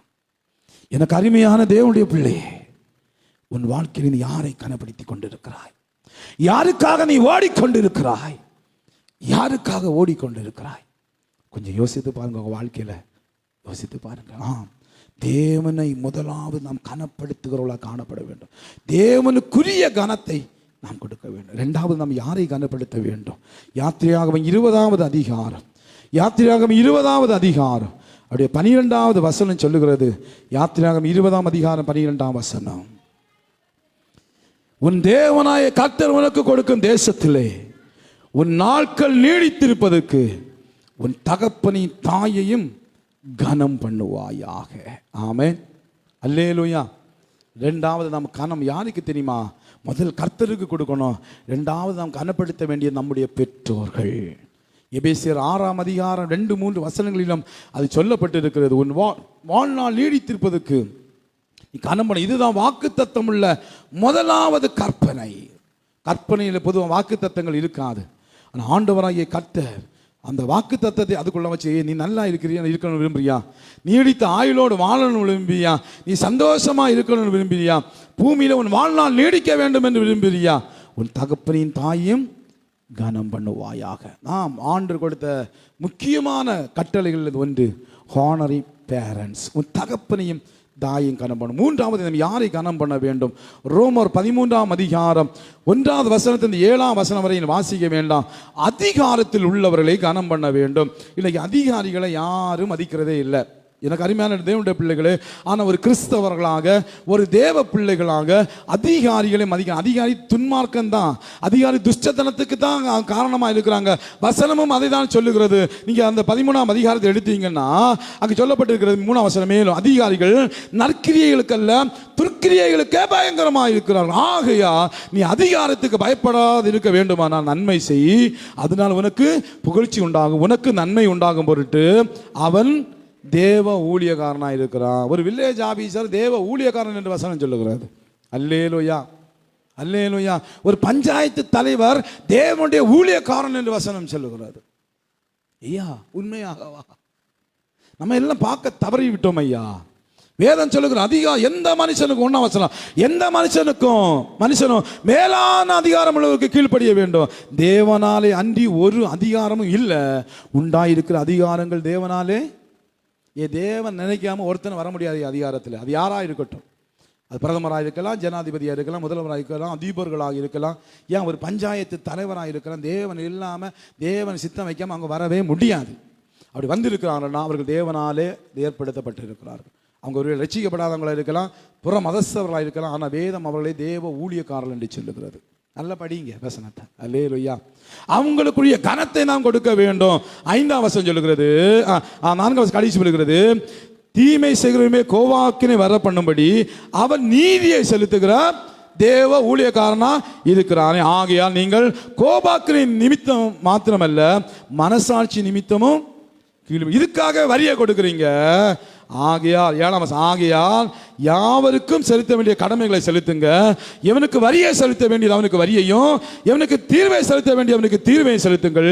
எவனுக்கு பயப்பட வேண்டியது அவனுக்கு பயப்படுங்கள். எவனை கனப்படுத்த வேண்டியது அவனை கனப்பட. அதிகாரிகளை நம்ம கனப்படுத்த வேண்டும். ஆண்டவர் அதை ரொம்ப ரொம்ப விரும்புகிறார். இதைத்தான் 1 பேதுரு 2ஆம் அதிகாரத்திலும் பேதுரு சொல்லுகிறார். பவுல் ஒருபுறம் சொன்னாலும் பேதுரு ஒருபுறம் சொல்லுகிறார். 1 பேதுரு 2வது அதிகாரம் 13வது வசனத்தில் வாசிக்கிறோம், நீங்கள் மனுஷருடைய கட்டளைகளை யாவற்றுக்கும் கர்த்தர் நிமித்தம் கீழ்ப்படிங்க. மேலான அதிகாரம் உள்ள ராஜாவுக்கு ஆனாலும் சரி, தீமை செய்கிறதுக்கு ஆக்கினையின் நன்மை செய்வதற்கு புகழ்ச்சி உண்டாகும்படி அவனால் அனுப்பப்பட்ட அதிகாரிகளுக்கு ஆனாலும் சரி கீழ்ப்படியுங்கள். நீங்கள் நன்மை செய்கிறதுனாலே புத்தியின மனுஷனுடைய அறியாமை அடக்குவது தேவனுடைய சித்தமாயிருக்கிறது. சுயாதீனம் உள்ளவர்களாயிருந்தும் உங்கள் சுயாதீனத்தை துர்க்குணத்துக்கு மூலதனாக கொண்டிராமல் தேவனுக்கு அடிமைகளாயிருங்கள். எல்லாரையும் கனம் பண்ணுங்கள், சகோதரருக்கு அன்பு கூறுங்கள், தேவனுக்கு பயந்திருங்கள், ராஜாவை கனம் பண்ணுங்கள். படிக்கிறீங்க தானே, படிச்சீங்க தானே. அப்போ எந்த மனுஷனாக இருந்தாலும், அதிகாரத்திற்கு யாராக இருந்தாலும் அவங்கள கனம் பண்ணணும். ஏன்னா அதிகாரம் தேவனால் ஏற்படுத்தப்பட்டு இருக்கிறது. ஆமென். அதிகாரிகளுக்கு விரோதமாக நம்ம கலகம் பண்ணவே கூடாது. நம்ம ஜெபிக்கலாம், அவன் உடனே நிறைவேறி கேட்பாங்க, ஏன் ஜெபிச்சா நடந்துடுமா? ஏன் உனக்கு விசுவாசம் இல்லைன்னா நீ அவிசுவாசி. ஆமென். இயேசு மலையை பார்த்து பெயர்ந்து சமுத்திரத்துக்கு போன்னு சொல்ல போன்னு சொல்லி இருக்கிறாரு. நீ கேட்கிற ஜெபிச்சா மட்டும் போதுமா, நடந்துருமா? பின்ன என்ன செய்ய போற? உலகத்தை மறிக்க போறியா? அல்லேலூயா. மறிக்க போய் நீ மறைஞ்சிருவ, குடும்பம் மறைஞ்சிரும், சமுதாயம் மறைஞ்சிரும். நம்மளால ஒருத்தனையும் ஒன்றும் மறைக்க முடியாது. அல்லேலூயா. ஒரு போஸ்டர் போடுங்க பிரதமருக்கு, நம்ம நாளைக்கு ஜெயிலில் கம்பி எண்ணுவீங்க. ஆமென். ஒன்றும் நம்ம மறைச்சிட முடியாது. நம்ம அவங்களுக்கு கொடுக்க வேண்டிய கனத்தை கொடுக்கணும். ஏன் அவன் தேவ ஊழியக்காரன். பிரதமரை குறித்து வேதம் சொல்லி தேவ ஊழியக்காரன். ஆமென். நான்காவதாக பிலிப்பியருக்கு நிருபம் 2வது அதிகாரம். பிலிப்பியருக்கு நிருபம் 2வது அதிகாரம் அப்படியே 3வது வசனம் சொல்லுகிறது. வாசிங்க. ஒன்றையும் வாதினால் அது வீண் பெருமையாய் செய்யாமல் மனத்தாழ்மையிலே ஒருவரை ஒருவர் தங்களும் மேன்மையானவர்களாய் கருத வேண்டும். அடுத்தவங்க உங்க பக்கத்தில் இருக்கிறாங்கல்ல, அவங்கள கனப்படுத்த வேண்டும். அவங்கள கனப்படுத்த வேண்டும். அவங்க உங்களை காட்டிலும் சிறப்பானவங்களா இருப்பாங்க, உங்களுக்கு தெரியாது. அவங்க உங்களுடைய அருகாமையில் இருக்க மற்றவர்களை உங்கள் அருகாமையில் இருக்க கனம் பண்ண வேண்டும். 5வது யாரை கனப்படுது? எபிரேயர் 13வது அதிகாரம். எபிரேயர் 13வது அதிகாரம் அவருடைய 4வது வசனம் சொல்லுங்க. எபிரேயர் 13ஆம் அதிகாரம் 4வது வசனம் சொல்லுகிறது, விவாகம் யாவருக்குள்ளும் கனம் உள்ளதாக இருக்கிறது, விவாக மஞ்சம் அசுசிப்படாததாக இருப்பதாக வேசி கள்ளனையும் விபச்சாரக்காரன் தேவன் நியாயம் தீர்ப்பான். 5வது திருமண உறவை கனம் பண்ணணும். நிறைய பேர் திருமண காரியத்தை இன்னைக்கு கல்யாணம் ஆகிற வரையில் எனக்கு கல்யாணம் ஆகல, எனக்கு கல்யாணம் ஆகல, என் பிள்ளைக்கு கல்யாணம் ஆகல, என் பிள்ளைக்கு கல்யாணம் ஆனவர் ஏன் தான் ஆண்டவர் எனக்கு இந்த ஆச்சு. ஒரு எழுதியிருந்தான், சன்னியாசிகள் எல்லாம் ஒரு வாழ்க்கை துணைக்காக ஏங்கி கொண்டிருக்கிறார்கள், கல்யாணம் ஆனவெல்லாம் சன்னியாசி ஆகும்படி போராடி கொண்டிருக்கிறான். உங்க வீட்டுக்காரர் அப்படி ஒன்றும் இல்லைல்ல. அல்லேலூயா, அல்லேலூயா. அவ படுத்துற பாட்டுக்கு அம்மாவே எல்லாத்தையும் விட்டு சாமியார பண்ண கொள்ளாமான்னு இருக்கு. ஒருத்தர் சொன்ன, ஐயா சாமியார் ஆகணும் என்ன செய்யணும்? நான் கேட்டேன், ஏன் அப்படின்னு. அல்லேலூயா. அப்படி அனுபவிக்க ஐயா. சோதரம். ஒரு தேவன் தந்த ஒரு பெரிய உறவுல சிறப்பான உறவு விவாகம். அல்லேலூயா. திருமண உறவை நம்ம கனப்படுத்தணும். நிறைய பேர் ஏன் தான் தெரியாம எனக்கு ஏன் கல்யாணம் ஆச்சு அப்படி எப்படி அதே நினைச்சு நொந்துட்டு இருக்கிறாங்க. ஏம்மா ஆண்டவர் இல்லாம நீங்க இல்லம்மா. அல்லேலூயா. ஆண்டவர் திட்டம் வைக்காம உங்க திருமணம் இல்லை ஐயா. ஆண்டவரால் தான் உங்களுக்கு என்று ஒரு திருமண வாழ்க்கையை கர்த்தர் ஏற்படுத்தி கொடுத்திருக்கிறார். எத்தனையோ வயது தாண்டி இன்னும் திருமணமாக இருக்காம எத்தனையோ தேசத்துல உண்டு. 30 வயசு 40 வயசு 50 வயசுலையும் கல்யாணம் ஆகாம 45 அன்னைக்கு ஒரு நபர் சொல்றாங்க, 45 வயசாச்சு ஐயா, ஏதா பொண்ணு இருந்தா சொல்லுங்க ஐயா அப்படின்னு பாருங்க. உங்களுக்கு நடக்கல, அப்ப கர்த்தர் உங்களுக்கு நடத்தி தந்திருக்கிறாருன்னா அதை நீங்க கனப்படுத்த வேண்டும். ஒரு நாளும் உங்க திருமண உறவை அற்பமா நினைக்கவே கூடாது. திருமண உறவை என்ன செய்யக்கூடாது, நீங்க அதை குறித்து தப்பா பேசக்கூடாது, அதை பற்றி முறுமுறுத்துட்டே இருக்கக்கூடாது. தேவன் தான் உங்களை இணைச்சு வச்சிருக்கிறார். அல்லேலூயா. எஸ்தருடைய புத்தகம் 1ஆம் அதிகாரம் 20ஆம் வசனம் சொல்லுகிறது, எல்லா மனைவிமாரும் புருஷனை கனம் பண்ணணும், புருஷனுக்குரிய கனத்தை கொடுக்கணும். 3 விதத்தில் கொடுக்கணும். 1 சிந்தனையில் கொடுக்கணும். என்னன்னா, என் புருஷன் தேவனாலே சிருஷ்டிக்கப்பட்டவர், தேவனுடைய சாயலாக சிருஷ்டிக்கப்பட்டவர், ஆகவே அவர் கனத்துக்குரியவர், நான் அவருடைய விழாவிலிருந்து எடுக்கப்பட்டவன், நான் அவருடைய சரீரத்தில் எடுக்கப்பட்டவள், ஆகவே நான் அவருக்கு கொடுக்க வேண்டிய கனத்தை கொடுக்கணும்னு சிந்தனையில கனத்தை கொடுக்கணும். 2வது சொல் அளவில் கனத்தை கொடுக்கணும். அவரை கனம் உள்ளதா பேசணும். பேர் சொல்லி கூப்பிடுற அளவுக்கு ஆயிடுச்சு, வாலேபலன்னு கூப்பிடுற அளவுக்கு ஆகி போயிடுச்சு. அல்லேலூயா. முன்னாலெல்லாம் இங்கே பழைய படத்தில் சுவாமி எப்படி இருக்கீங்க, சுவாமி வாங்க சுவாமி அப்படின்னு கூப்பிடுவாங்க. நாதா. இந்த பழைய ராஜாக்கள் காலத்துல எல்லாம் நாதா அப்படின்னு கூப்பிட்டாங்க. பிறகு கொஞ்சம் கொஞ்சமாக ஒன்றா மாறி கடைசியில் ஏங்கன்னு முடிச்சு ஏங்கிட்டாங்க. அது ஒரு பேரை சொல்ல அத்தான் இடையில அத்தான் வந்துச்சு, ஏங்க வந்துச்சு, கடைசியில் ஏங்கி ஏங்கி ஏங்கி ஏங்கி பேரை சொல்லி கூப்பிட்டாங்க. இப்போ ஏய் பேரை சொல்லி வா வா. நான் ஒரு சகோதரிகிட்ட கேட்டேன், ஏம்மா புருஷன் தானம்மா? ஐயா அது இப்போ வாலே போன ஆச்சு, இன்னும் ஒரு 10 ஆண்டு கழிஞ்ச உங்களுக்கு என்ன நிலைமையோ இந்த தம்பிமாருக்கு நிலைமை நினைச்சாலே பரிதாபம். எப்படி சொல்லி கூப்பிட போறாளோட தெரியலையே கடவுளே. உங்களுடைய கணவன் தேவ சாயலில் உருவாக்கப்பட்டார். அல்லேலூயா. அவன் தனிமையா இருப்பது நல்லதுன்னு சொல்லி அவனை சரி பண்ணும்படி கர்த்தர் உங்களை கொடுத்தாரு. அவனை சரியா நடத்துவதற்கு, அவனை நல்ல நிலைமையில உருவாக்கி வைக்கத்தான் மனைவியை கர்த்தர் கொடுத்தார். அல்லேலூயா. ஒரு பொண்ணு தனிமையா இருந்து சாதிச்சிருவா. ஒரு ஆள் தனிமையா இருந்தாலும் அவன் சோழி முடிஞ்சு அது ஆண்டுக்கு தெரிஞ்சுதான் மனைவியை கொடுத்தார். பொண்ணை உண்டாக்கி திரும்ப ஆணை கொடுக்கல, ஆணை உருவாக்கி தான் பொண்ணை கொடு. ஏன்னா ஆணுக்கு துணை தான் பெண். இதை எந்த சபை புரிந்து கொள்கிறதோ, எந்த குடும்பம் புரிந்து கொள்ள வாழ்வார்கள். இன்னைக்கு எல்லாரும் ஈக்குவாலிட்டி, நாங்கள் ரெண்டும் சமம், நாங்கள் ரெண்டும் சமம். இந்த சமம் என்னைக்குன்னு வர ஆரம்பிச்சு அன்றைக்கி ஊர் உலகம் நாசமாக போச்சு. நீங்கள் 2 பேரும் சமம் இல்லை, நீங்கள் 2 பேரும் ஒன்று. சொல்கிற புரியுதா? சமம் நாங்கள் 2 தனித்தனியாக ஈக்குவலாக 2 போராடுகிறது. நான் சொல்கிறேன், நீங்கள் 2 சமம் இல்லை, நீங்கள் 2 ஒன்று நினைச்சாங்க. போட்டி பொறாமை இல்லையா? ஆமே அல்ல. அந்த ஆழம் புரியும். இயேசு சொன்னார், இருவன் இனி ஒரே சரீரமாக இருப்பார். 2 இருந்தால் தான் நான் பெரியவனா நீ பெரியவனா, அங்கே போட்டி வரும். 2 இருந்தால் தான் நான் உனக்கு சமம் நீ எனக்கு சமம், அது போட்டி வரும். 2 பேரும் நாங்கள் 2 ஒன்றுன்னு உணர்வு எப்போ எந்த பொண்ணுக்கும் ஆணுக்கு வருதோ அன்னைக்கு தான் வாழ்க்கையை உணர்ந்து கொள்வான். கணவனுக்கு கொடுக்க வேண்டிய கனத்தை பெண் கொடுக்கும். 3 செயலில் கொடுக்கும். சொல்ல அளவில் சில பெண்கள் எப்போ பார்த்தாலும் அடுத்தவங்களை விட்டு கொடுத்துட்டு இருப்பாங்க. ஆமாம், புருஷன் கிடைக்காது, அவர் அப்படியாக்கும் இப்படி. சில வீட்டுகளுக்கு ஃபோன் பண்ணி தம் அம்மா அப்பா கிட்ட கேவலமாக பேசுவாங்க. என் புருஷன் அப்படியுமா, என் புருஷன் அப்படியுமா, நாசமா போ. அல்லேலூயா. சொல்லுங்க, உங்கள் புருஷனை பற்றி உங்கள் புருஷனை பற்றி ஒரு வார்த்தை தப்பாக உங்கள் குடும்பத்தை சொல்லி கொடுக்காதீங்க. அது உங்களுக்குரிய அழிவு. ஏன்னா உன் சரீரமாவார். அல்லேலூயா. அதே போல தான் புருஷனும் ஆனாலும் சரி, தன் மனைவியை குறித்து ஒரு கூட தன் குடும்பத்துக்கு சொல்லிக் கொடுக்கக்கூடாது. ஏன்னா அவன் சரீரம். அப்போ நீ குறை சொல்லணும்னா அது ஒன்றை குறை சொல்லிக் கொடுக்குற. உன் புருஷனுக்கு வேண்டிய மனைவிக்கு வேண்டிய கனத்தை 1 பேதுரு 3ஆம் அதிகாரம் 1 பேதுரு 3ஆவது அதிகாரம் அதனுடைய 7ஆவது வசனம் சொல்லுகிறது, அந்தபடி புருஷர்களே மனைவியானவள் பலவீன பாண்டமாக இருக்கிறபடியினால் உங்கள் ஜெபத்துக்கு தடை வராதபடிக்கு நீங்கள் விவேகத்தோடு அவர்களுடனே வாழ்ந்து உங்களோடு கூட அவர்களும் நித்திய ஜீவனாகிய கிருபையை சுதந்திரித்துக் கொள்வர்களானபடினா அவர்களுக்கு செய்ய வேண்டிய கனத்தை செய்யுங்க. இந்த முக்கியமான ஒரு வசனம் பாருங்க. புருஷர்களுக்கு மனைவியானவள் பலவீன பாண்டம். அவள் அப்படிதான், அவள் வாய் அடக்க மாட்டா, அவள் கண்டதையும் புலம்பிட்டு தான் இருப்பா, அதையும் இதையும் சொல்லிட்டு தான் இருப்பான். அதனால உன் ஜெபத்துக்கு தடை வராதபடிக்கு கவனமாயிரு. அப்போ பேசுறதுக்கெல்லாம் நீ பதில் கொடுத்துருந்தா நீ ஜெபம் பண்ண முடியாது. அல்லேலூயா. வசனம் சொல்லுதமா நான் போய் சொல்ல பாருங்க. பலவீன பாண்டமா உங்கள் ஜெபத்துக்கு தடை வராதபடிக்கு நீங்கள் விவேகத்தோடு அவர்களுடன் வாழ்ந்து கவனமாக வாழ்ந்துக்கா. கொஞ்சம் மிஸ் ஆனாலும் நீ செத்த. அல்லேலூயா. பைபிள் நல்லா படிக்கணும், சரியா? உங்களுடைய கூட அவங்களும் நித்திய ராஜ்யத்துக்கு வரானும். ஏன் தெரியுமா? அவள் ஒன்றா பேசுவா, நீ அதுக்கு ஒரு பதில் கொடுப்ப. பொம்பளைகள் நம்ம ஒன்று பேசும், பொம்பளைகள் 10 பேசும். அந்த 10க்கு நம்ம இன்னொன்று கொடுத்தா 20 பேசும். நமக்கு பொறுக்காமல் கண்டதையும் செய்வோம். கடைசியில் அங்கே கெட்ட வார்த்தை இங்கே கெட்ட வார்த்தை அடி தடி எல்லாம் முடிஞ்சு பரலோக ராஜ்யத்தை நம்மவும் இழப்போம், அவளும் இழப்பா. சோழி இப்படி.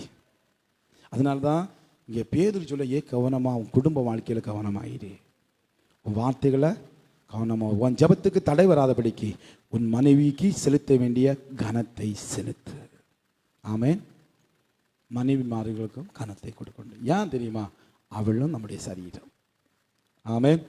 கணவனுக்கு மனைவி கனத்தை கொடுக்கணும், மனைவிக்கு கணவன் கனத்தை. 2 பேரும் ஒரே சரீரம். ஆகவே அவளுக்கு கொடுக்க வேண்டிய கனத்தை கொடு. அடுத்ததாக யாருக்கு கனத்தை கொடுக்க வேண்டும்? லேவியராகமம் 19ஆவது அதிகாரம் 19ஆவது அதிகாரம் 32வது வசனம். லேவியராகமம் 19:32வது வசனம்.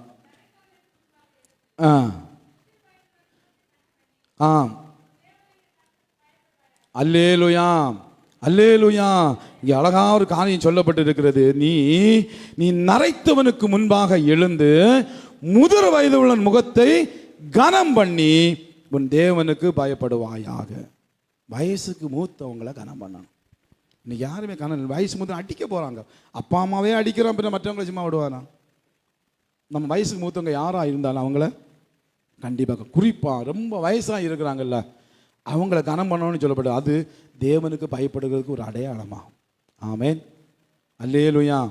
நரைத்தவனுக்கு முன்பாக எழுந்து சோதனம். முன்னாலெல்லாம் இருந்துச்சு, ஒரு வயசான ஆள் வந்துச்சுன்னா அந்த திண்ணையில் இருக்கிறவங்கெல்லாம் எழுப்பி நிற்பாங்க, பார்த்துருக்கீங்களா? சோதனம். இன்றைக்கி காலுக்கு மேலே காலை போட்டுட்டு அப்படின்னு. இன்றைக்கி கொஞ்சம் நீங்கள் ஒரு காலேஜ் மேலே போனீங்கன்னா பெண் பிள்ளைகளுக்கு காலுக்கு மேலே காலை போட்டு தான் உட்கார சொல்லி கொடுத்துருக்குறாங்க. அப்படியே பழகுறதுனால ஆணும் சரி பெண்ணும் சரி இன்றைக்கி முதிர்ந்தவங்களை கண்டா எலும்பி நிற்கிறது இல்லை. அல்லேலூயா. சரி, எலும்பி நிற்க வேண்டாம், கொஞ்சம் மரியாதையாக கொடுக்கலாமா? நான் போது கிளடு பாரு, மூப்பில் போது கலடு பாரு, கிண்டல் பண்ணுறது. வயசுக்கு மூத்தவங்களை ஒரு நாள் கிண்டல் பண்ணாதீங்க. வயசுக்கு மூத்தவங்களை ஒரு நாளும் கனயினப்படுத்தாதீங்க. கர்த்தர் அவர்களை கனம் பண்ண வேண்டும் என்று விரும்புகிறார். அடுத்ததாக 1 தீமோத்தேயு 5ஆம் அதிகாரம் 3ஆம் வசனம் சொல்லி, உத்தம விதவைகளை கனம் பண்ண வேண்டும். வயது முதிர்ந்த விதவைகள், தங்களுடைய வாழ்க்கையை அர்ப்பணிச்சிருக்கிற விதவைகள், அவர்களை கனம் பண்ண வேண்டும் என்று சொல்லப்பட்டிருக்கிறது. அடுத்ததாக சங்கீதங்களின் புஸ்தகம் 15ஆம் சங்கீதம், சங்கீதங்களின் புஸ்தகம் 15ஆம் சங்கீதம் அவருடைய 4வது வசனம் சொல்லுகிறது. வாசிங்க. சங்கீதம் 15:4. ஆகாதவன் தன் பார்வைக்கு தீர்ப்பானவன், கர்த்தருக்கு பயந்தவர்களையோ கனம் பண்ணுகிறான். அல்லேலூயா, அல்லேலூயா, ஸ்தோத்திரம். இங்கே அழகாக ஒரு காரியம் சொல்லப்பட்டிருக்கிறது. 8வது காரியம், கர்த்தருக்கு பயந்தவர்களை கனம் பண்ண வேண்டும். யார் யாரெல்லாம் கர்த்தருக்கு பயந்து நடக்கிறாங்களோ அவர்களை கனம் பண்ணணும். ஒன்று நல்லா கவனிச்சிங்க. இந்த நல்லா ஜெபிக்கிறாங்க பார்த்தீங்களா, நல்லா ஜெபிக்கிறவங்களுக்கு விரோதமாக வாயை திறந்துடாதீங்க, செத்தீங்க. கர்த்தருக்கு பயந்து சில ஆட்கள் நடப்பாங்க. அவங்க பார்த்தா அவங்களுக்கு பரியாசம் பண்ணணும் போலலாம் தோணும். அவங்களை கண்டா அவங்களுக்கு பரியாசம் பண்ணணும் போல தோணும். தேவனுக்கு பயந்து நல்லா வாழ்க்கையில் ஜெபிச்சுட்டு இருக்கிறவங்க வாயை திறந்துடாதீங்க. அது பெரிய அழிவை கொண்டு வந்துடும். அது பெரிய அழிவை கொண்டு, அப்படி அழிஞ்சவங்க நிறைய பேர் இருக்காங்க. வாயை வச்சு சும்மா இருக்காமல் கர்த்தருக்கு பயந்தவர்களுக்கு விரோதமாக பேசி. ஆகவே கர்த்தருக்கு பயந்தவர்களை கனம் பண்ண வேண்டும். ஆமேன். 9வதாக யாத்திரையாகமம் 20ஆம் அதிகாரம், யாத்திரையாகமம் 20ஆம் அதிகாரம் 8 முதல் 11 வசனங்களை சொல்லுகிறது. ஓய்வு நாளை கனம் பண்ண வேண்டும். அல்லேலூயா. ஓய்வு நாளை கனத்துக்குரிய நாளாக நாம் நினைக்க வேண்டும். ஏன்னா கர்த்தராகிய ஆண்டவர் அந்த ஓய்வு நாளை பரிசுத்தமாக்கி இருக்கிறார். அதனால் 11ஆம் வசனம் சொல்லுகிறது, கர்த்தர் 6 நாளுக்குள்ளே வானத்தையும் பூமியை சமுத்திரத்தை எல்லாவற்றையும் உண்டாக்கி 7ஆம் நாளிலே ஓய்ந்திருந்தார். ஆகிய கர்த்தர் ஓய்வு நாளை ஆசீர்வதித்ததை பரிசுத்தமாக்கினார். ஓய்வு நாளை நான் கனத்துக்குரிய நாளாக மாற்ற வேண்டும், நினைக்க வேண்டும். பாருங்க 58, ஏசாயா 58 அவருடைய 13வது வசனத்திலிருந்து வாசிக்கும் போது சொல்லப்பட்டிருக்கிறது. ஏசாயா 58:13 வாசிங்க. என் பரிசுத்த நாளாகிய ஓய்வு நாளிலே உனக்கு இஷ்டமானதை செய்யாதபடி உன் காலை விலக்கி உன் வழிகளின்படி நடவாமலும் உனக்கு இஷ்டமானதை செய்யாமலும் உன் சொந்த பேச்சை பேசாமலும் இருந்து ஓய்வு நாளை மனமகிழ்ச்சியின் நாள் என்றும் கர்த்தருடைய பரிசுத்த நாளை மகிமையுள்ள நாள் என்றும் சொல்லி அதை நீ மகிமையா எண்ணுவாயானால் அப்போது கர்த்தரில் மனமகிழ்ச்சியாயிருப்பாய். பூமியின் உயர்ந்த இடங்களில் உன்னை ஏறி இருக்கும்படி பண்ணி உன் தகப்பனாகிய யாக்கோபுவின் சுதந்திரத்தால் உன்னை போஷிப்பேன். கர்த்தருடைய வாய் இதை சொல்லிச்சு. கரங்களை தட்டி அலங்காரவா சலாலே பிரவேசிக்க வந்திருக்கிறோ தேவ வீட்டு நன்மையாலே நிரம்பிட வந்திருக்கிறோ அலங்கார வாசலாலே ரோவே நிரம்பிட வந்திருக்கிறோம். ஆமென். யெகோவா தேவனையே துதித்திட வந்தோம், தொழுதிட வந்தோம், தூயவர் இயேசுவையே ஆராதிக்க வந்தோ, அன்பு கூற வந்தோ, யெகோவா தேவனையே துதித்திட வந்தோம், தூயவர் இயேசுவையே. அல்லேலூயா, அல்லேலூயா. போர் அடிக்குதா? சீக்கிரம் முடிச்சிடும். சரி, கொஞ்சம் ஒரே ஒரு பாயிண்ட் இருக்குது, முக்கியமான காரியம் இருக்குது, பேசி முடிக்க. சொல்லப்பட்டிருக்கிறது, என் ஓய்வு நாள் பரிசுத்த நாள், என் ஓய்வு நாள் உனக்கு இஷ்டமானதை செய்யாத, நீ உன் காலை உலகத்துடைய காரியங்களுக்கு விலக்கி உன் வழிகளின்படி நடவாமலும் உனக்கு இஷ்டமானதை செய்யாமலும் உன் சொந்த பேசை பேசாமல் இருந்து ஓய்வு நாளை மனமகிழ்ச்சி நாள் என்றும் கர்த்தருடைய பரிசுத்த நாளை மகிமையுள்ள நாள் என்றும் சொல்லி அதை மகிமையா எண்ணுவாயானா அப்பொழுது கர்த்தரிடத்தில் மனமகிழ்ச்சியாயிருப்பா. பூமியின் உயர்ந்த இடங்களில் கர்த்தர் உன்னை ஏறி இருக்க பண்ணுவார். நல்ல கரங்களை தட்டி கர்த்தர் எவ்வளோ காரியம் சொல்கிறார் பார்த்தீங்க. ஓய்வு நாள் கர்த்தருக்குரிய நாள். அந்த நாளில் தான் இன்றைக்கி கல்யாணம் வைப்போம், அந்த நாளில் தான் இன்றைக்கி எல்லா காரியங்களும் வைப்போம். நான் சொல்கிறேன், நீங்கள் கூப்பிடுறீங்களேன்னு நான் வாரேன். ஆனால் ஓய்வு நாள் தேவனுடைய ஆராதிக்கிற நாளில் கர்த்தருக்குரிய காரியத்தை மாத்திரம் கொடுங்க. ஆமென். நீங்கள் கூப்பிட்டா வராமல் இருக்க முடியாது. ஆனால் ஓய்வு நாள் தேவனுடைய நாளில் நீங்கள் எதை பண்ணினாலும் அந்த ஆசீர்வாதம் இல்லை. அந்த நாள் கர்த்தருக்கு வசனம் பார்த்தீங்களா? நல்லா படிங்க. என் பரிசுத்த ஓய்வினாலே உனக்கு இஷ்டமானதை செய்யாதபடி ஒரு காலை விலக்கி உன் வழிகளின்படி நடவாமலும் உனக்கு இஷ்டமானதை செய்யாமலும் உன் சொந்த பேச்சை பேசாமலும் இருந்து ஓய்வினாலே மனமகிழ்ச்சி நாள் என்று கர்த்தருடைய பரிசுத்த மகிமையுள்ள நாள் என்று சொல்லி அதை மகிமையா எண்ணினாள். ஆமென், அல்லேலூயா. நமக்கு சொந்தக்காரன் வேணும், நமக்கு ஊருக்காரன் வேணும், உலகம் வேணும், கர்த்தர் வேண்டாம் இல்லை? சொல்லுங்க. ஏன் நம்ம ஓய்வு நாள் ஞாயிற்றுக்கிழமை தெரிந்து கொள்கிறோம்? சொந்தக்காரன் வரணும், உறவுகள் வரணும், ஆள் வரணும், சனம் வரணும், கர்த்தர் வருவாராங்க. அல்லேலூயா. உங்கள் மனசில் போட்டு வச்சுக்கிங்க, சரியா? நீங்கள் கூட வருவந்தா வரதான் செய்ய, வேறு வழி இல்லை. ஆனால் தேவனுக்குரியதை தேவனுக்கு கொடுங்க. ஆமென், அல்லேலூயா. அந்த நாள் கர்த்தருக்குரிய நாள். நான் ஒரு சபையை குறித்து கேள்விப்பட்டேன்.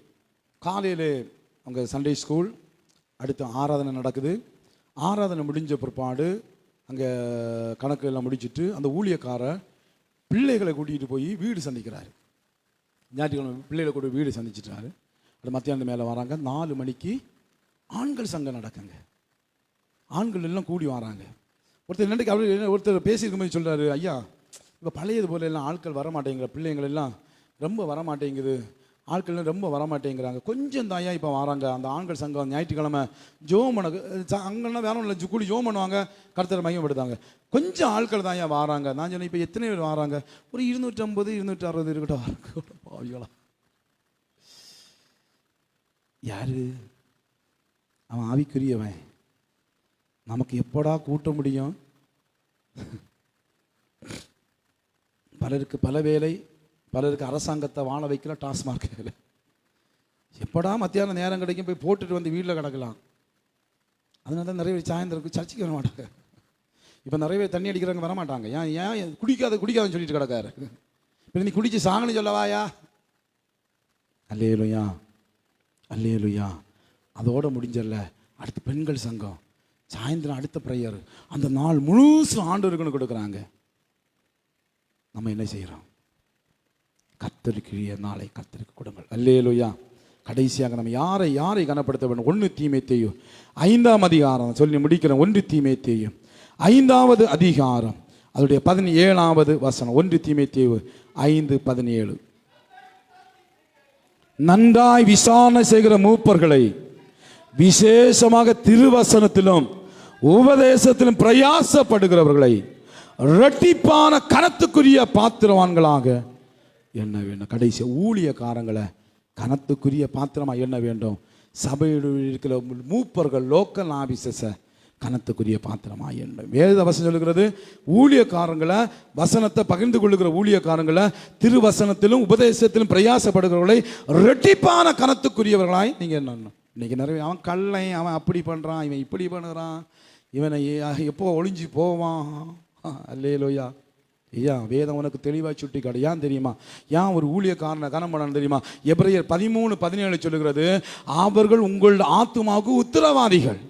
ஆண்டவர் அவங்ககிட்ட தான் கணக்கு கேட்பா. நீ நாசமா போனா, நீ அழிஞ்சு போனா, நீ துன்மார்க்கமா போனா, நீ பின்வாங்கி போனா, நீ எல்லா விதத்திலும் ஒளிந்து போனா, ஆண்டவர் அந்த ஊழியக்காரன் இத்தனை வருஷம் நீ இந்திய உன் காலத்துல இப்படி ஒருத்தன் செத்து நாசமா போனா, அழிஞ்சு போனானே, நீ இதுக்கு கணக்கு கொடு என்று ஆண்டவர் ஊழியக்காரன் நம்ம கேட்பாரு. அந்த இந்த கத்துறேன் ஏன் கத்துறதுக்கான இது அதனால தான் நாளை நான் தான் கணக்கு கொடுக்கணும். அவர்கள் ஆத்துமாக்கு உத்தரவாதிகளாக இருந்து நடத்துகிறவர்கள். அப்படிதான் வசனம் சொல்லுது. நீங்க வசனத்தின் படி பாருங்க, வசனத்தின் படி பாருங்க என்ன சொல்லப்படுகிறது. அந்த வசனத்தை வாசிங்க. ஸ்தோத்திரம். உங்களை நடத்துகிறவர்கள், உங்கள் ஆத்துமாக்களுக்கு உத்தரவாதம் பண்ணுகிறவர்களாய் விழித்திருக்கிறவர்களானபடினா அவர்கள் துக்கத்தோடு அல்ல சந்தோஷத்தோடு அதை செய்யும்படிக்கு அவர்கள் கீழ்ப்படிந்து அடங்குங்கள். அவர்கள் துக்கத்தோடு அப்படி செய்தா அது உங்களுக்கு பிரயோஜனமா இருக்க மாட்டாது. எந்த காலத்திலும் வருகிற ஊழியக்காரன் நல்லவனு கட்டணும், அது அவன் தப்பு பண்ண கர்த்தர் பார்த்துக்கொள்வா. வார ஊழியக்காரன் எவனையும் கண்ணீர் வடிக்க வச்சிடாதீங்க, அது உங்களுக்கு சாபம். சோத்திரம். அல்லேலூயா, அல்லேலூயா. அவன் தப்பு பண்ண ஆண்டவர் கொடுப்பாரு. தப்பு பண்ண யாரும் தப்ப முடியாது. ஒருவேளை திருந்துனா, மனம் திருந்துனா அவங்க தப்புவாங்க, அது கர்த்தர் பார்த்துக்கொள்வார். ஆனால் யாரை தண்டிக்கிற அதிகாரம் உங்களுக்கு இல்லை. யாருக்கு நீ கணம் அவங்க உங்களை ஆத்மா குத்துற. 2வது சொல்லப்பட்ட ரோமர் 10ஆம் அதிகாரம், ரோமர் 10ஆம் அதிகாரம் அதில் 13 முதல் 14 வசனம் சொல்லுகிறது, கேள்விப்படாமல் இருந்தால் எப்படி விசுவாசிப்பாங்க? அவர்கள் கேள்விப்படனா போய் பிரசங்கம் பண்ணுற ஊழியர் வேணுமே. அப்படி பிரசங்கம் பண்ணுற தேவனை அறிவிக்கிறவர்கள், அப்படி அறிவிக்கப்பட்டவர்கள் அறிந்து கொண்டவர்கள் தான் ரட்சிக்கப்படுவார்கள். கர்த்தரை தொழுது கொள்கிற யாவரும் ரட்சிக்கப்படுவாங்க. தொழுது கொள்ளணும்னா அவங்களை அறிவிக்க ஒருத்தன் வேணும். அப்படி அறிவிக்கிறதுக்கு ஒருத்தன் அனுப்பணும். அப்படி அனுப்பப்படுகிறவன் தேவனை குறித்து சொல்லுகிறவன் ஊழியக்காரன். ஆகவே அவன் கனத்துக்குரியவன். 3வது அப்போஸ்தலர் நடபடிகள் 20ஆம் அதிகாரம், அப்போஸ்தலர் நடபடிகள் 20ஆம் அதிகாரம் 28வது வசனம் சொல்லுகிறது, அது சொல்லப்படுற, ஆகியால் உங்களை குறித்தும் தேவன் தம்முடைய சுய ரத்தத்தினால் சம்பாதித்துக் கொண்ட தமது சபையை மேய்ப்பதற்கு உங்களை கண்காணிகளாக வைத்தார். அவன் கண்காணி. சபையில் உள்ள ஒவ்வொரு ஆத்மாவும் கண்காணி. அவங்க எங்கே போகிறாங்க, என்ன வராங்க என்கிற கண்காணி தான் ஊழியக்காரன். அதனால அவன் கனத்துக்குரியவன். 4வதாக 2 தீமோத்தேயு 2ஆம் அதிகாரம் 26ஆம் வசனம் சொல்லுகிறது, 2 தீமோத்தேயும் 2ஆம் அதிகாரம் அப்படி 26வது வசனம் சொல்லுகிறது, பிசாசானவனுடைய இச்சையின்படி செய்ய அவனால் பிடிபட்டு இருக்கிற அவர்கள் மறுபடியும் மயக்கம் தெளிந்து அவன் கண்ணிக்கு நீங்கத்தக்கதாக சாந்தமாக எவர்களுக்கு கண்ணியில சிக்கி கொண்டவர்களை மீட்டெடுக்கிறவர்கள் தான் ஊழியக்காரர்கள். ஆமென்.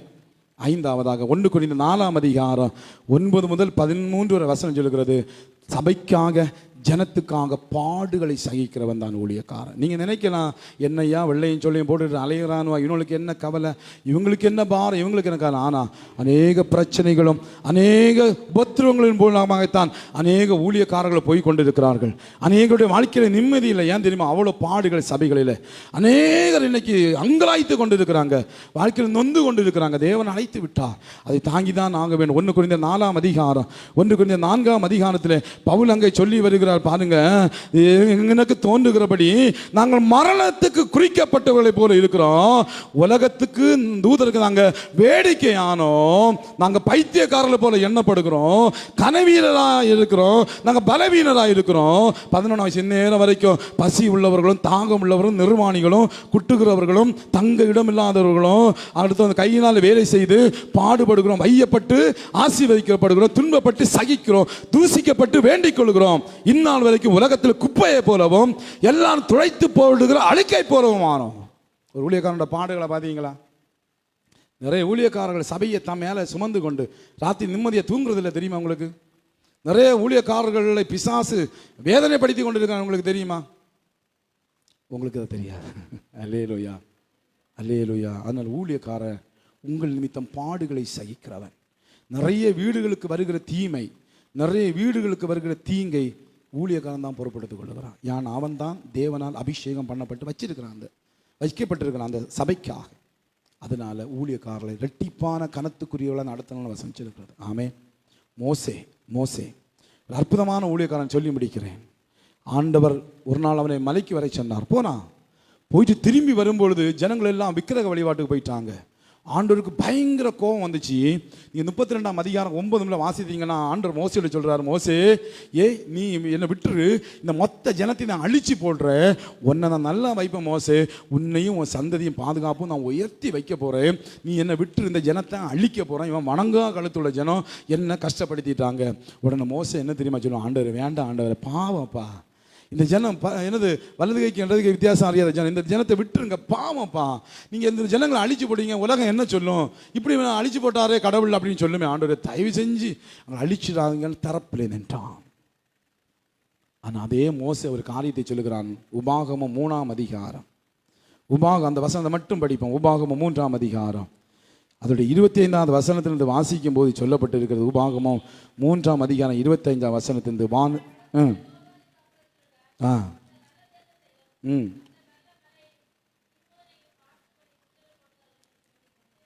பாத்தீங்களா? நான் கடந்து போய் யோர்தானுக்கு அப்புறத்துள்ள நல்ல தேசத்தையும் நல்ல மகிமை லீபனோனை பார்க்கும்படி உத்தரவு கொடுத்தல் வேண்டிக் கொண்டு, கர்த்தரோ உங்கள் நிமித்தம் என் மேல் கோபம் கொண்டு எனக்கு செவி கொடாமல் என்னை நோக்கி போதும், இனி இந்த காரியத்தை குறித்து நடத்து பேச வேண்டாம், நீ பிஸ்காவன் கொடுமுடியில் ஏறி உன் கண்களை மேற்கிலும் வடக்கிலும் தெற்கிலும் கிழக்கிலும் ஏறெடுத்து உன் கண்களினாலே அதை பார், நீ யோர்தானை கடந்து போவது இல்லை. எந்த ஜனத்துக்காக தரப்புல நின்று அழிச்சிடாதீங்கன்னு சொன்ன அந்த ஜனம் மோசையை கெடுத்துட்டாயா? அந்த ஜனத்தின் மூலமாய் விளக்கமா சொல்லவில்லை, அந்த ஜனத்தின் மூலமாக மோசே கானானை இழந்தான். நிறைய ஊழியக்காரங்க பாவத்தில் விழுந்துட்டாங்க. நிறைய ஊழியக்காரங்க பல காரியங்களை விழுந்து போனாங்க. ஏன் தெரியுமா? அவங்க ஓடின ஓட்டம், அவனை தாங்கி ஜெபிக்க ஆள் இல்லை, அவனுக்காக பரிதாபப்பட ஆள் இல்லை. பிசாசு எங்கேயோ வீழ்த்திட்டான். பெரிய பெரிய ஊழியக்காரங்க, உலகத்தை கலக்கி கொண்டிருந்தவர்கள், பாதி பேர் பாவத்திலே மரித்து போனார்கள். கவனிக்கிறீங்களா? ஜனங்களுக்காய் தன் வாழ்க்கையை அர்ப்பணித்தவர் ஜனங்களின் நிமித்தமாகவே தங்கள் பாக்கியங்களை இழந்திருக்கிறார்கள். உங்களுக்கு வருகிற ஊழியக்காரர்கள் அப்படி ஒரு முடிவை அடையவே கூடாது. ஆமென். அல்லேலூயா, அல்லேலூயா. உங்களுக்குன்னு வருகிற ஊழிய எந்த ஊழியக்காரலாம் என்ன சரி, அப்படி ஒரு முடிவு அடையக்கூடாது. அதுக்கு நீங்கள் அவங்கள கனத்துக்குரியவர்களை பார்த்து அவளுக்காக ஜெபிக்க வேண்டும், கனம் செலுத்த வேண்டும் என்று ஆண்டவர் விரும்புகிறார். அது ஒரு தனி மனித நீதி. எப்படி நேர்மை ஒரு மனுஷனுக்கு முக்கியமோ, எப்படி சுய கட்டுப்பாடு முக்கியமோ, அதுபோல கனம் பண்ணுவதும் முக்கியம். அநேக காரியங்களை குறித்து தியானித்தோம். நம்ம கனம் பண்ணுகிற நிலைமையில் இருக்கிறோமா? உங்கள் வயதுக்கு மூத்தவங்களுக்கு ஒரு கனத்தை கொடுங்க. உங்கள் வீட்டுக்கு ஒருத்தர் வாங்குறாங்களா, வாங்கன்னு ஒரு வார்த்தை கூப்பிடு, அது காணும், அதுதான் காணும். உங்களுக்கு உங்களுக்கு மேலே ஒரு அவிக்குரியவங்களுக்கு ப்ரைஸ் எல்லாம் சொல்லுங்கள், அதுதான் அவங்களுக்கு கொடுக்குற காணும். நீங்கள் வேறு பொருள் ஒன்றும் கொடுக்க வேண்டாம். அல்லேலூயா. சிரித்த முகத்தோடு வாங்கன்னு கூப்பிடுறது தான் பெரிய காரணம். செய்யுங்கள், தேவனாக கருத்து ஒரு ஆசீர்வதிப்பார். ஜெபம் எல்லாரும் அப்படியே தேவ சமூகத்தில் ஒப்பு கொடுத்து இன்னைக்கு அநேக காரியங்களை நம்ம தியானித்தோம். நமக்கு இருக்க வேண்டிய தனி மனித நீதியிலே முக்கியமான பண்பு கனப்படுத்துதல். கனப்படுத்துதல் தெளிவாக நம்ம தியானித்தோம். ஆண்டவருடைய சமூகத்தில் அப்படியே உங்களை ஒப்பு கொடுங்க. நம்ம யாரை கனப்படுத்த வேண்டும்? தேவனை கனப்படுத்த வேண்டும், பெற்றோரை கனப்படுத்த வேண்டும், அதிகாரத்தில் உள்ளவர்களை கனப்படுத்த வேண்டும், நம்மளுடைய அருகாமல் இருக்கிறவர்களை கனப்படுத்த வேண்டும், திருமண உறவை கனப்படுத்த வேண்டும், முதிர் வயது உள்ளவர்களை கனப்படுத்த வேண்டும், உத்தம விதவைகளை கனப்படுத்த வேண்டும், கர்த்தருக்கு பயந்தவர்களை கனப்படுத்த வேண்டும், ஓய்வு நாளை கனப்படுத்த வேண்டும், ஊழியர்களை சபை மூப்பர்களை கனப்படுத்த வேண்டும். கனப்படுத்துறீங்களா? இல்லை தவறு பண்ணி இருக்கிறீங்களா? கொஞ்சம் யோசித்து பாருங்க. உங்களை அப்படியே தேவ சமூகத்தில் ஒப்பு கொடுத்து கொஞ்சம் ஜெபம் பண்ணுங்க. ஏசப்பா, இந்த கனத்துக்குரிய காரியங்களில் நான் தவறி இருக்கேன் ஆண்டவரே, என்னை மன்னிச்சிருங்க ஆண்டவரே, என்னை மன்னிச்சிருங்க ஆண்டவரே. இனி நான் மற்றவளை கனப்படுத்துவாப்பா, மற்றவளை என்னில் மேலாய் நான் கருதுவேன் ஆண்டவரே. விசேஷமாக நான் உம்மை கனப்படுத்துவேன் ஆண்டவரே, உமக்கு முதலிடம் தருவேன் ஆண்டவரே. அதுக்கு என்னை ஒப்பு கொடுக்குறேன்னு சொல்லி நம்ம எல்லாரும் ஜெபம் செய்வோம். எங்களை நேசிக்கிற நல்ல ஆண்டவரே, கிருபை இரக்கமும் அன்பு நிறைந்தவரே, உம்மை துதிக்கிறோமே, ஸ்தோத்திரிக்கு. நாள் வரையிலும் உங்கள் சமூகத்திலே எங்களை வைத்து பாதுகாத்து பராமரித்து அநேக காரியங்களை கற்றுக் கொடுத்து கொண்டு இருக்கிறீங்கப்பா. எல்லா நீதியை நிறைவேற்றுவது எங்களுக்கு ஏற்றது. ஆம், தனி மனித நீதியை குறித்து நாங்கள் தியானித்து கொண்டிருக்கிறோம். நேர்மை குறித்தும் சுய கட்டுப்பாட்டை குறித்தும் தான் இன்றைக்கு கனம் செலுத்த வேண்டும் என்கிற காரியத்தையும் தியானிக்கும்படி கர்த்தர் எங்களுக்கு கிருபை பாராட்டினபடியா நன்றி. ஒவ்வொரு நாங்கள் கனத்துக்குரியவர்களாக நினைத்து ஆண்டவரை கனத்தை செலுத்த, யாருக்கு கனத்தை செலுத்த வேண்டும் அவளுக்கு கனத்தை செலுத்தி நாங்கள் ஒரு கனமுள்ள பாத்திரமாக இந்த பூமியில் வாழ கர்த்தர் கிருபை செய்ய வேண்டும் என்று சொல்லி ஜெபிக்கிறோம். ஆராதனை கலந்து கொண்ட ஒவ்வொருவரையும் உடைய கரத்தில் ஒப்புக் கொடுக்கிறேன். எல்லாரையும் கர்த்தர் ஆசீர்வதிங்க, எல்லாரும் மேலே கிருபை வைங்க, எல்லாருக்கும் வேண்டிய ஆசீர்வாதத்தின் நன்மைகளை கொடுத்து எல்லா சிறப்போடும் வாழ்வதற்கு கர்த்தர் உதவி செய்ய வேண்டும் என்று சொல்லி ஜெபி. சிறு பிள்ளைகள், வாலிபர்கள், பெரியவர்கள், வயோதிபர்கள், முதிர் வயது உள்ளவர்கள் எல்லாரையும் கர்த்தர் ஆசீர்வதிப்பீராக. லோக்கல் உத்தேசங்களை ஆசீர்வதிப்பீராக. சபைக்கு எல்லா குடும்பங்களையும் கர்த்தர் ஆசீர்வதிப்பீராக. இந்த கிராமத்தை ஆசீர்வதிங்க. அனைத்து சமுதாய மக்களையும் கர்த்தர் ஆசீர்வதிங்க. இந்த வாரம் முழுவதும் கர்த்தர் நேர்த்தியாய் நடத்தி ஆசீர்வாதத்தோடு சந்தோஷத்தை சமாதானத்தோடு வாழ கர்த்தர் உதவி செய்ய வேண்டும் என்று சொல்லி ஜெபிக்கிறோம். இன்றைக்கு தியானித்த காரியம் எங்களுடைய சிந்தனையில் இருக்கட்டும், எங்களுடைய இருதயத்தில் இருக்கட்டும். உணர்வுபூர்வமாக இதை நாங்கள் ஆண்டவரை அனுசரிக்க கர்த்தர் உதவி செய்ய வேண்டும் என்று சொல்லி ஜெபிக்கிறோம். தொடர்ந்து கர்த்தர் நடத்துங்க, பெரிய காரியங்களை செய்யுங்கப்பா. இயேசு நாமத்தில் ஒப்பு கொடுத்து ஜெபிக்கிற நல்ல பிதாவே, ஆமென், ஆமென். நம்முடைய கர்த்தராகிய இயேசு கிறிஸ்துவின் கிருபையும் பிதாவாகிய தேவனுடைய அன்பும் பரிசுத்த ஆவியானுடைய ஐக்கியம் சிநேகமும் இன்றும் என்ற சதா நாட்கள் நம் அனைவரோடும் கூட தங்கி நிலைத்திருப்பதாக. ஆமென், ஆமென். அல்லேலூயா. கர்த்தர் உங்களை ஆசீர்வதித்திருக்கிறார். சமாதானத்தோடு போய் வாருங்கள். ஆமென். பிரைஸ்.